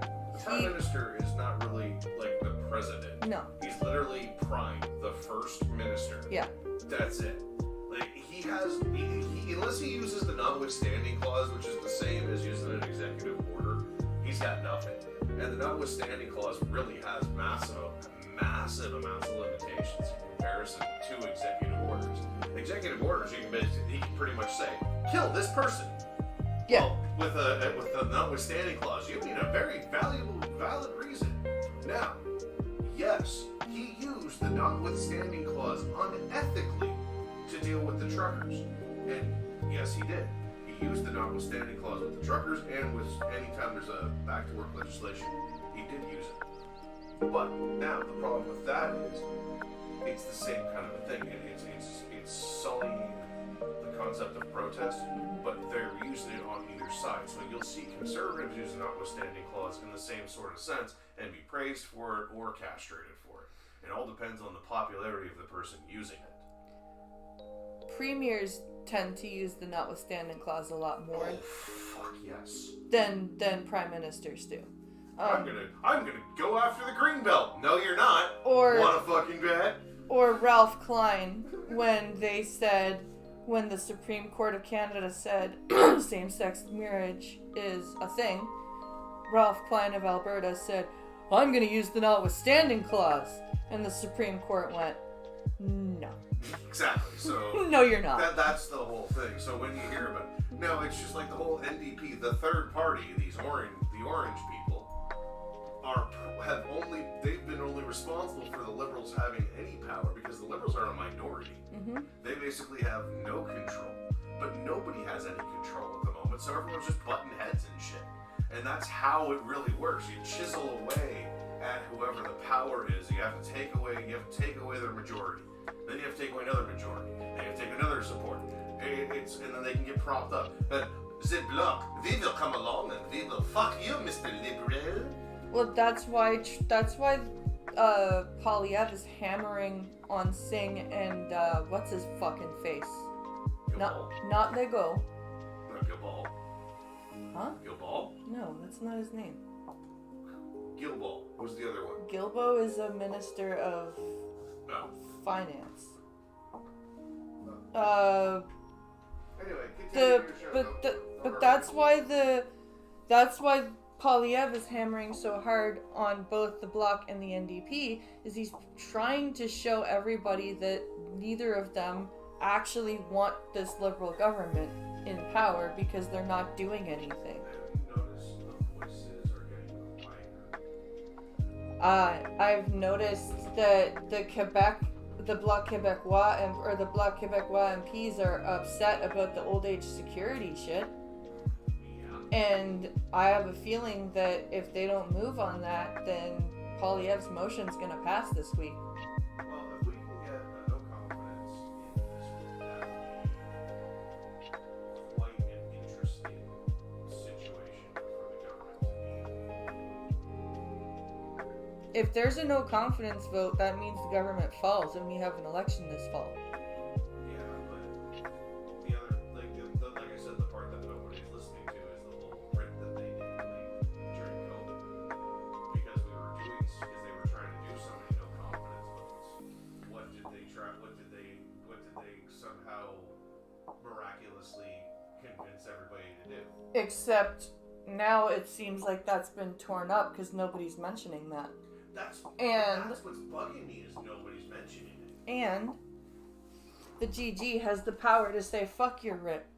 Oh, that too. Fuck your writ. This government has absolutely gone to shit. We have no confidence in this government. We've just had a vote of no confidence that has passed. Fuck your writ. This vote carries. Yeah, but will the GG actually win? Because this GG, who is this GG? Is this GG worth it? Is the current GG actually worth their salt, or are they just a puppet? Is it Mary Simon still, or did she get fucking That's the question ousted? coming up, because that's what I mean. It's just like, what's up, like this whole thing with Krista Freeland and the whole her unofficial replacement? Oh, Mark Carney, yeah. Like, what's going on there? Like what's the seriousness in that versus what's the I would believe that Mark Carney is doing all the behind the scenes shit.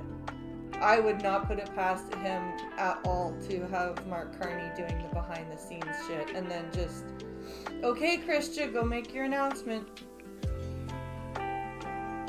That's absolutely something that I believe. Well, you have to realize, what does he do with... See, Trudeau, people, that's the other thing Americans don't seem to understand. Trudeau's a politician. Every Canadian knows it. Yep. And he bullies women more than anything, which is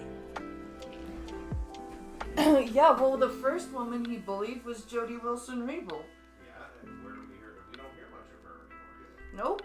However, she was brought up in the House last week. Yeah, by a conservative. Jody Wilson-Raybould, Jane Philpott, and Krista Freeland. Because Jane Philpott was the health minister, I think.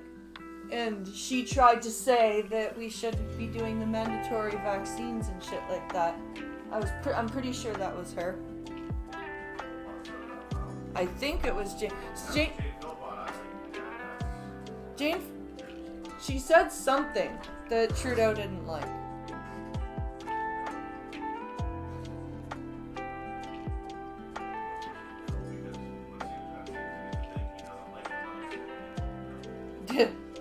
This actually helps you understand? Oh, good, Spittlebuggies. I'm glad this conversation actually helps you. It doesn't help me. It's not helping me at all.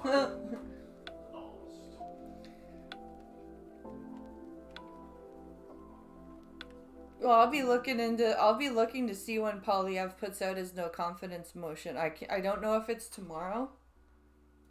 But I will be having CPAC's website up tomorrow just to watch when I'm not at physio. Because that's also tomorrow.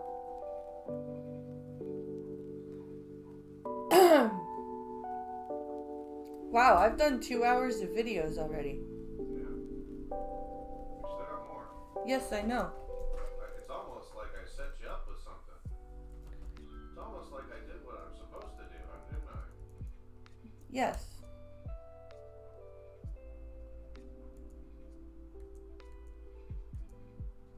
Holy.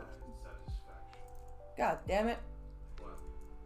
You gave me so much, I'm not going to be able to do my second half of the stream.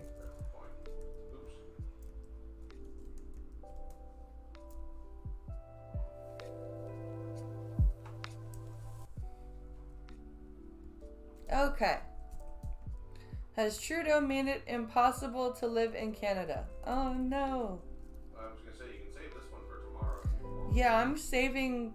Like, any of that stuff you can save. I've got a couple more in the shotgun and locked and loaded, so.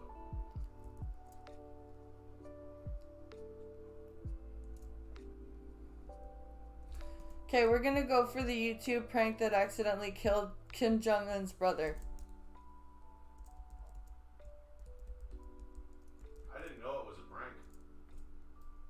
You didn't know what... Oh, this was a prank? Yeah. Okay. Here we go. Here we go. When a YouTube prank killed Kim Jong-un's brother. The target, a bald, fat, 45-year-old Korean man, was making his way through an international airport on his way home to the Chinese territory of Macau. As he threaded his way through the crowds in broad daylight, he was approached from behind by a prankster called Duan, who grabbed him and smeared an oil over his eyes. Weird. What a weird prank. Ha ha! I'm smearing shit in your eyes. Ha ha! And a second prankster called CT, who approached from the front and did the same. neither woman had any idea that this old Korean man was the half-brother of the current dictator of North Korea. Whoops. Whoopsies. Not something you should be doing. The prankster, Siti Aisyah, was born in poverty in Indonesia, her parents not even able to afford her high school. She instead sought employment in the city, then overseas at Kuala Lumpur in Malaysia. Likewise, Vietnamese national Duan Thi Huong was a waitress who tried her hand at modeling and had been appearing on online prank channels for a year with limited success. Oh, of course, prank channels. What? Fucking prank channels, man. Both women would be approached by a man claiming to be the producer of a Japanese show and was willing to pay the women the equivalent of $100 for each prank they participated in. Eager to make such a large amount of money, they agreed.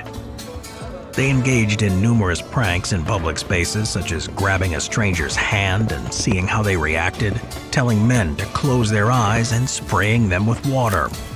That's so stupid. These are so dumb.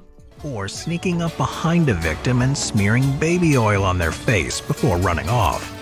In February 2017, the women were in Kuala Lumpur Airport in Malaysia, where a producer of the channel pointed out the victim of the next prank. After the attack, the Korean man approached airport security and told them what had happened and that he was feeling dizzy. He was brought to the airport medical facility where his condition rapidly worsened as he started to have a seizure. Was he allergic to the oil? I wonder what happened. He would be rushed to the hospital, but would die before the ambulance would arrive. Sounds more like an assassination. The man was Kim Jong-nam, the half-brother of the North Korean leader Kim Jong-un. Nam was born in 1971, the eldest son and heir apparent of Kim Jong-il. He would have a falling out with his father and would live in exile from North Korea, taking up residence in the Chinese enclave of Macau, where he was known to have lived a playboy lifestyle, enjoying the luxuries of life, including a fondness for expensive watches, wine, and gambling, in what he dubbed as the Las Vegas of Asia. The reason for the falling out with his father remains unclear. One potential reason occurred in 2001, when Nam, accompanied by 2 women and his 4-year-old son, snuck into Japan in order to visit Tokyo Disneyland. He was using a forged passport from the Dominican Republic, which claimed he was a Chinese national. But why? After being detained at the Narita International Airport, he was deported to Beijing without actually setting foot in the happiest place on Earth. This event was a great embarrassment for Kim Jong-il, who canceled his state visit to China over the incident. Oh, wow. North Korea's state media is riddled with propaganda to distort the truth and manipulate the world's perception of what truly goes on in that country. But propaganda can be found everywhere, so cross-checking the information you cover in articles counted 1,000 times. Murky waters platform supporting. Well, of course, not my reporting anyway.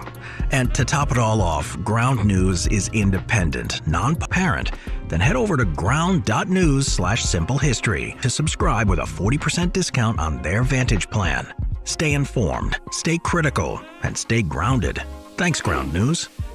Another reason for his loss of favor with the North Korean dictator was his more liberal approach to governance.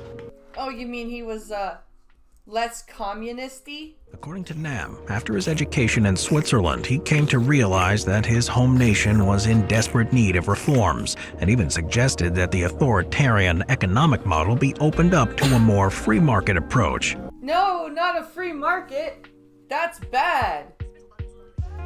His father forced him to leave the country, fearing that his son was, quote, turning into a capitalist. Oh no, not a dirty capitalist. God forbid my son be a capitalist. Quote. In his years in exile, there was also a possibility that Nam was an informant for the CIA and other foreign intelligence agencies. North Korea is one of, if not the most closed off and secretive nations on the planet, and a wealth of information about the nation and ruling regime that Nam could provide was too tempting of an opportunity to pass up. Nam allegedly made contact with a CIA agent only days before the assassination. Interesting. So how do we know that this isn't an assassination attempt and that it wasn't a prank? Though for obvious reasons, this is impossible to confirm with any certainty. Adding to suspicions of international spying was the presence of $120,000 in cash he had on hand at the time of his assassination. Nam also had good relations with the Chinese government and was seen as a potential replacement for his half-brother and current North Korean leader Kim Jong-un, should that regime collapse. Regardless of the reason, he was seen as a liability by his half-brother and needed to be eliminated. After the prank, both the women went to separate restrooms to wash their hands. When they emerged, the producers of the reality show were nowhere to be seen. Well, that's suspicious. That is very suspicious. Over the next 2 years, both Siti Aisha and Duan Tihuang were imprisoned, put on trial for murder to which they pleaded not guilty. They admitted to participating in the prank, but denied any knowledge that what they were doing would be fatal to Nam. An investigation was conducted to determine the exact cause of death. It was determined that each woman smeared baby oil on Nam's face, each one laced with a separate chemical. Once combined, these two substances created the potent toxin VX, a nerve agent classified by the UN as a weapon of mass destruction. Jesus Christ! What the fuck? What? Why was the baby oil laced with chemicals if it wasn't an assassination attempt? It's far harder for VX to enter through the palms than the eyes, which may explain why both women survived, with only one falling temporarily ill.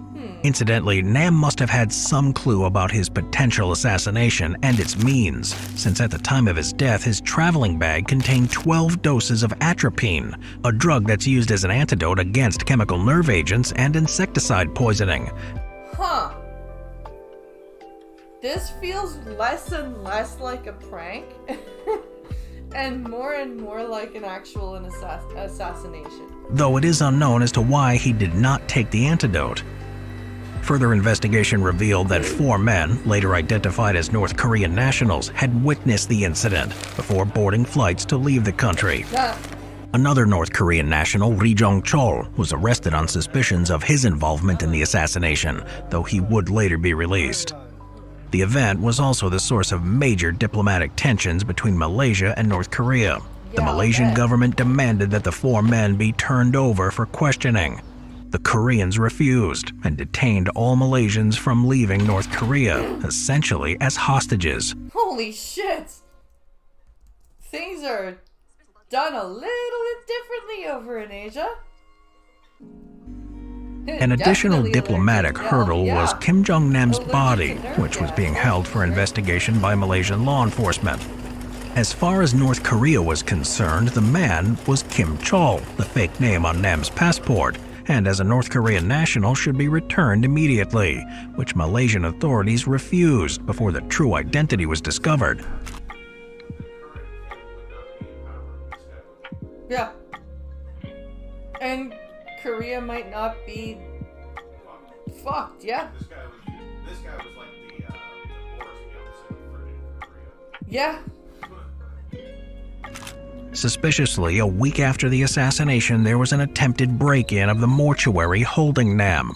The political standoff led to the severing of diplomatic ties between the two nations. This is especially ironic since the relationship between Malaysia and North Korea up to this point was strong, with Malaysia being the first nation whose citizens were able to travel to the DPRK without a visa. As for the 2 women, they were both accused of murder and forced to stand trial, with the death penalty looming over their heads. Their lawyers asserted that they were unwitting pawns in the North Korean plot and were completely innocent of the charges leveled against them. They argued that in the hours leading up to the prank, Siti and Duan did not act like they were about to kill someone, nor afterwards, as they didn't try to clean their clothes, something you would do if you knowingly handled a deadly nerve agent, nor did they attempt to go into hiding. After 2 years of investigations, testimonies, and examinations, in March of 2019, the prosecution dropped all charges against Siti Aisha, though they made it clear that this was not an acquittal and that she could be recharged in the future, though this has not happened. That's scary. That she's not acquitted? Holy fuck. That is terrifying. The decision was the result of diplomatic pressure from the Indonesian government, as well as a lack of concrete evidence against Aisha. On April 1st, 2019, Duan Thi Huang was offered a plea deal in which she would plead guilty to the lesser charge of causing hurt with a dangerous weapon, which carries a penalty of up to 10 years imprisonment.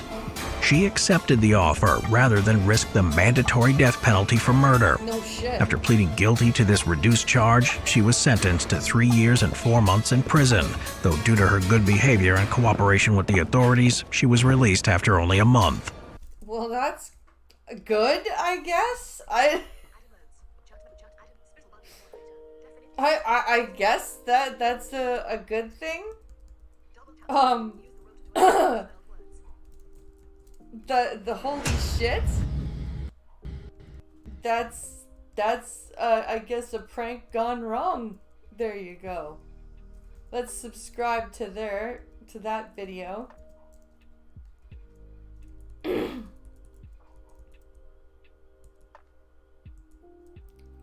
Where are we here? The Pow World lawsuit is not what you think. So I didn't know that they were suing Pow World until Pink Collar told me like yesterday, I think.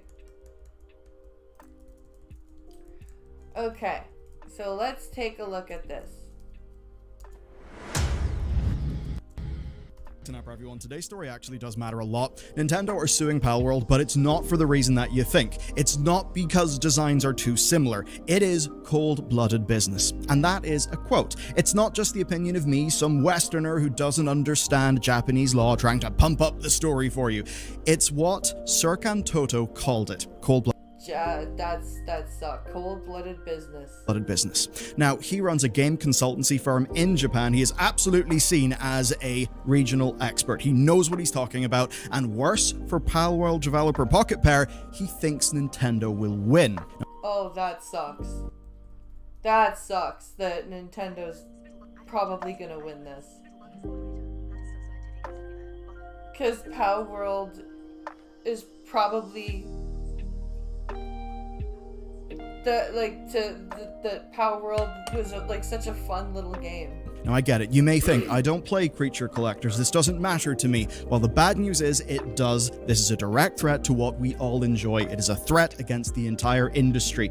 And if past predicts future, Nintendo will almost certainly win because their domestic litigation track record is legendary. Now, I'm sure you know the phrase, if you come for the king, you better not miss. Well, 404 Media spoke to Dr. Toto, and it turns out, to his memory, Nintendo have never lost a litigation that they started. Jesus Christ. Nintendo has not lost one litigation that they have started. That is a good record. Yes, their lawyers are big brains with big wallets. You can... The rule in Japan is there is no copyright, there is no such thing as fair use. That's true. Gear up to beat them with today's sponsor. We're going to help you transform doom scrolling into actual lasting satisfaction. They're brilliant.org/Bellular News, who actually help vocationally use will thank you. And these we first caught whiffs of this months back whenever the Pokemon Company finally responded, and edited for brevity, this is what they said. We have received many inquiries regarding another company's game released in January 2024. We haven't granted permission to use our IP or assets and intend to investigate and take appropriate measures. So they said, we're looking into it, and certainly a little bit chilling. And but that's the thing, they didn't use the IP or the assets.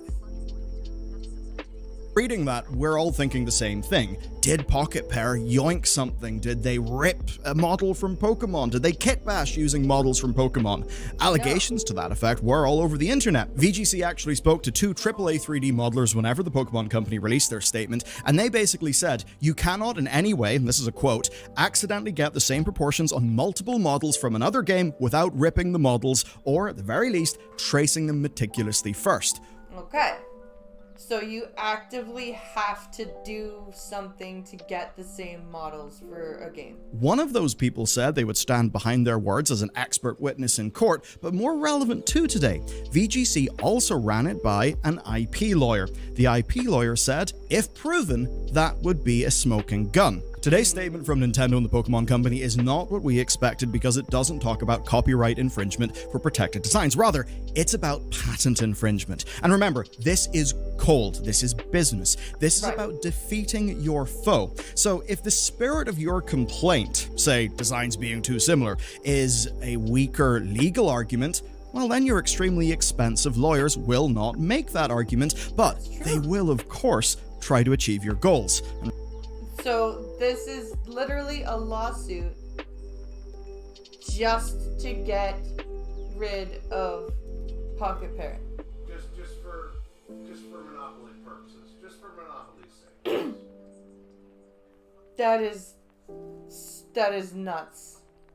And remember, Nintendo's lawyers are some of the best in the entire industry. And they've done easy things like knocking out these Pokemon clones from China. But more recently, we have a scary story. They won $30 million suing Colopil over patent infringement.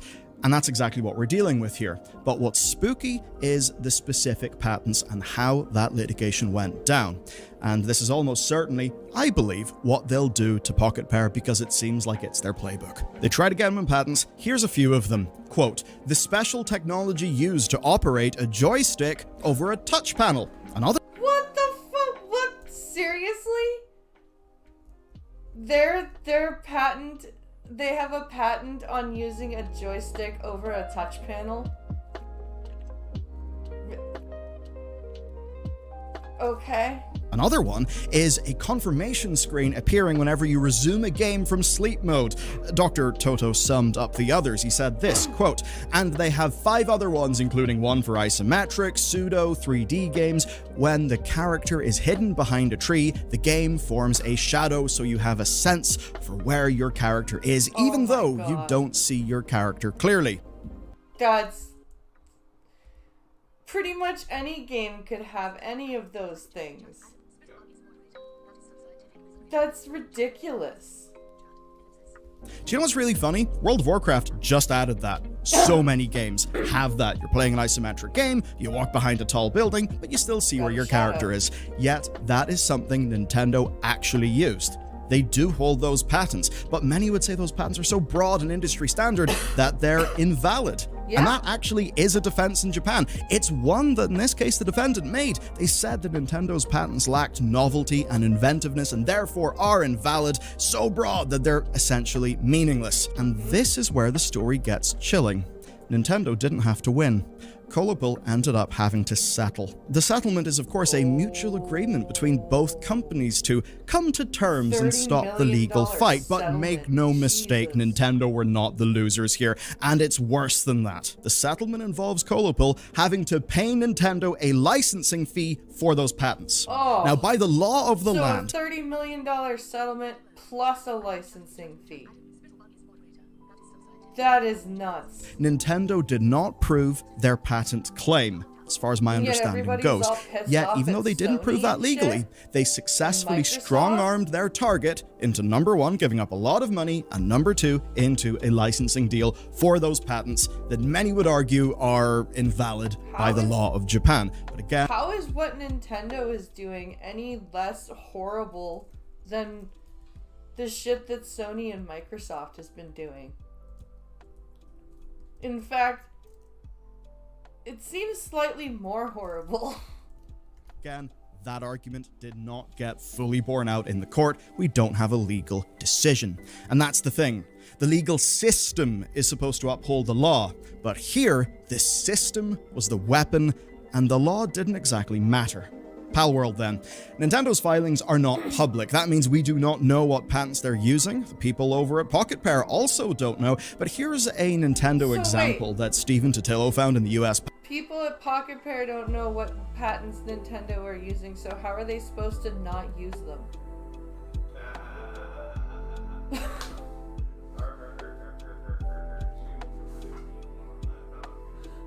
How can you not use something if you don't know that your fucking competitor is using it?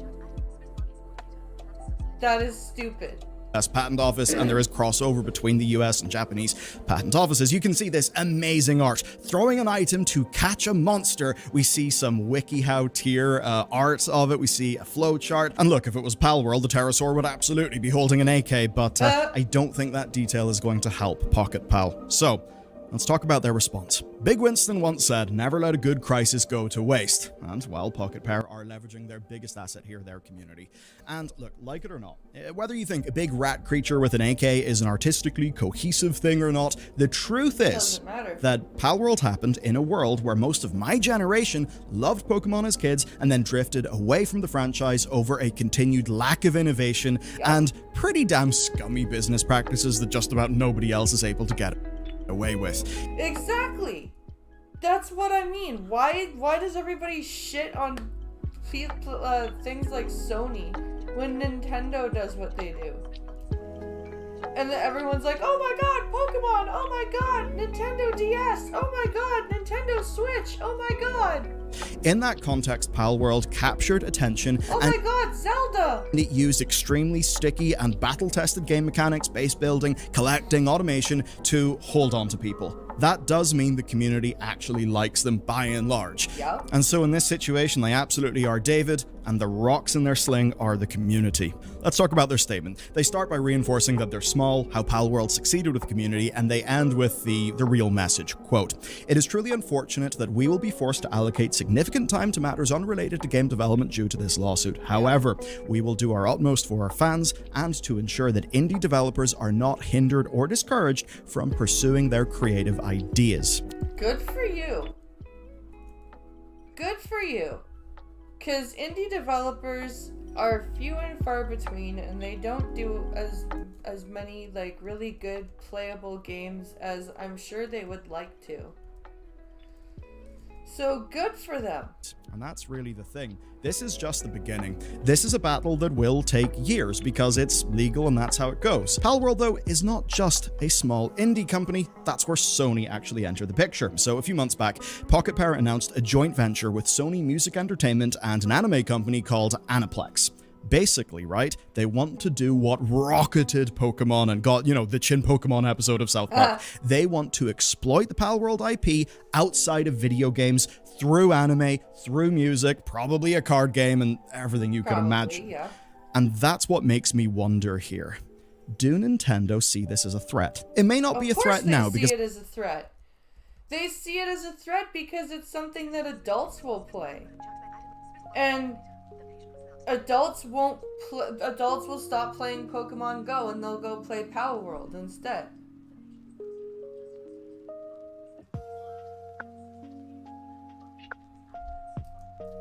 because I think Palworld is appealing to different people than just the core Pokemon experience as it is currently. But if you look at the likes of Arceus, you do actually see that, yeah, while Arceus was rightly laughed at for its visual presentation, it actually did innovate the gameplay, and it was way better than any of the other modern Pokemon games for sure.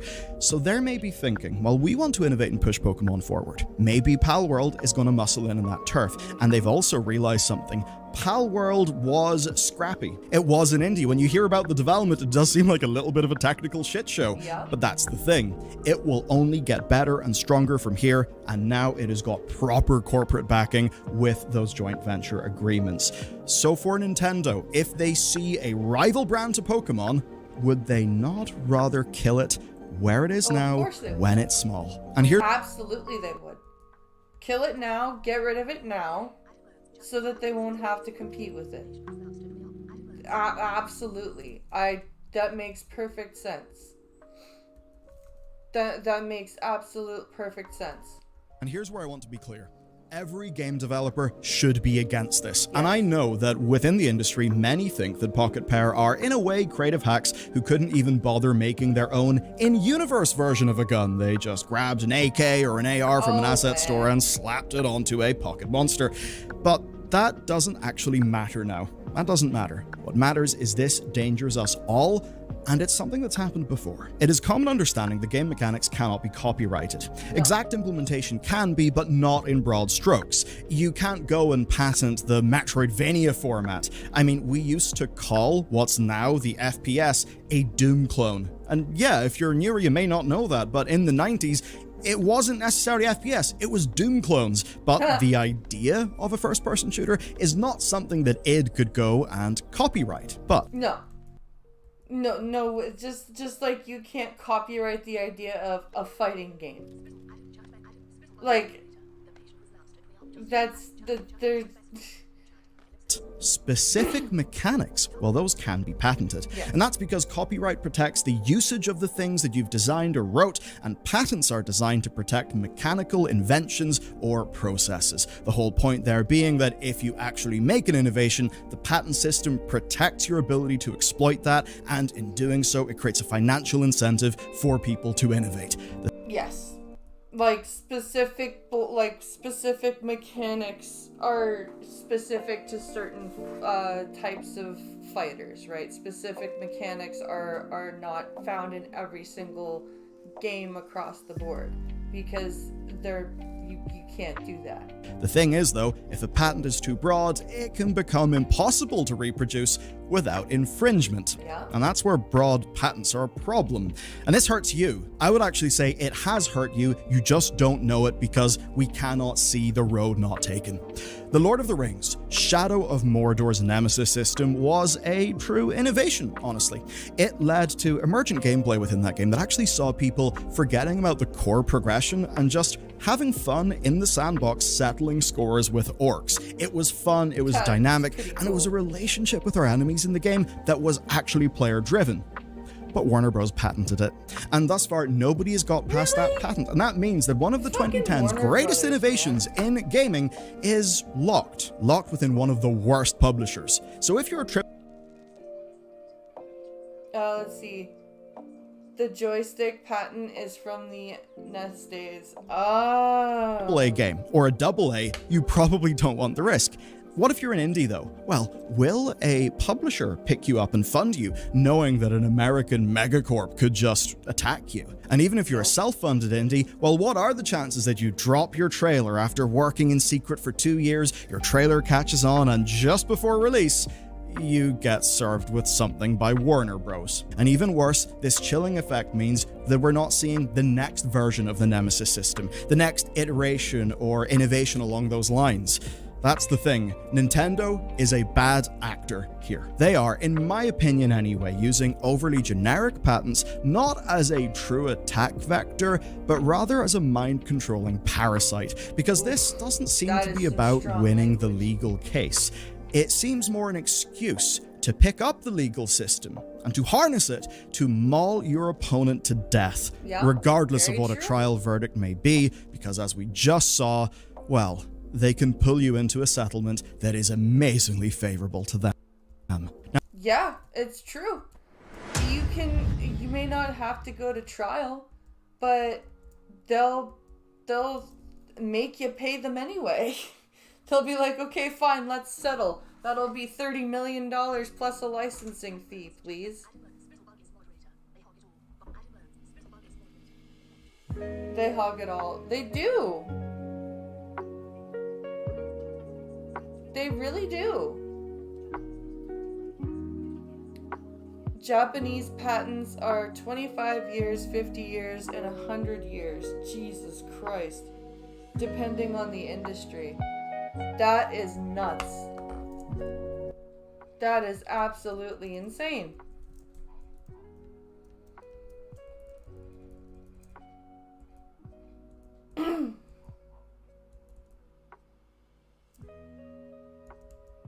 Okay.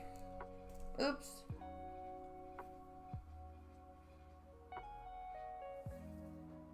Where am I here?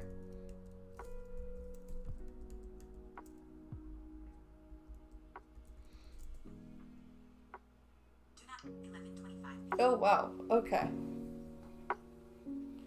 I think I'm gonna save the other 3 videos for tomorrow, plus question period, because I'm getting actually tired. And I've done 2 hours and 41 minutes, which is awesome. Ow.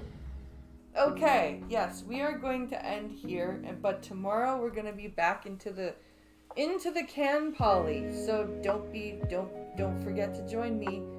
I'm hoping to be live a bit earlier so that we can do this thing and have a nice, fun, chilled out stream. So have a wonderful night. Thank you for watching. I will see you guys tomorrow. Have a wonderful day. Bye, guys.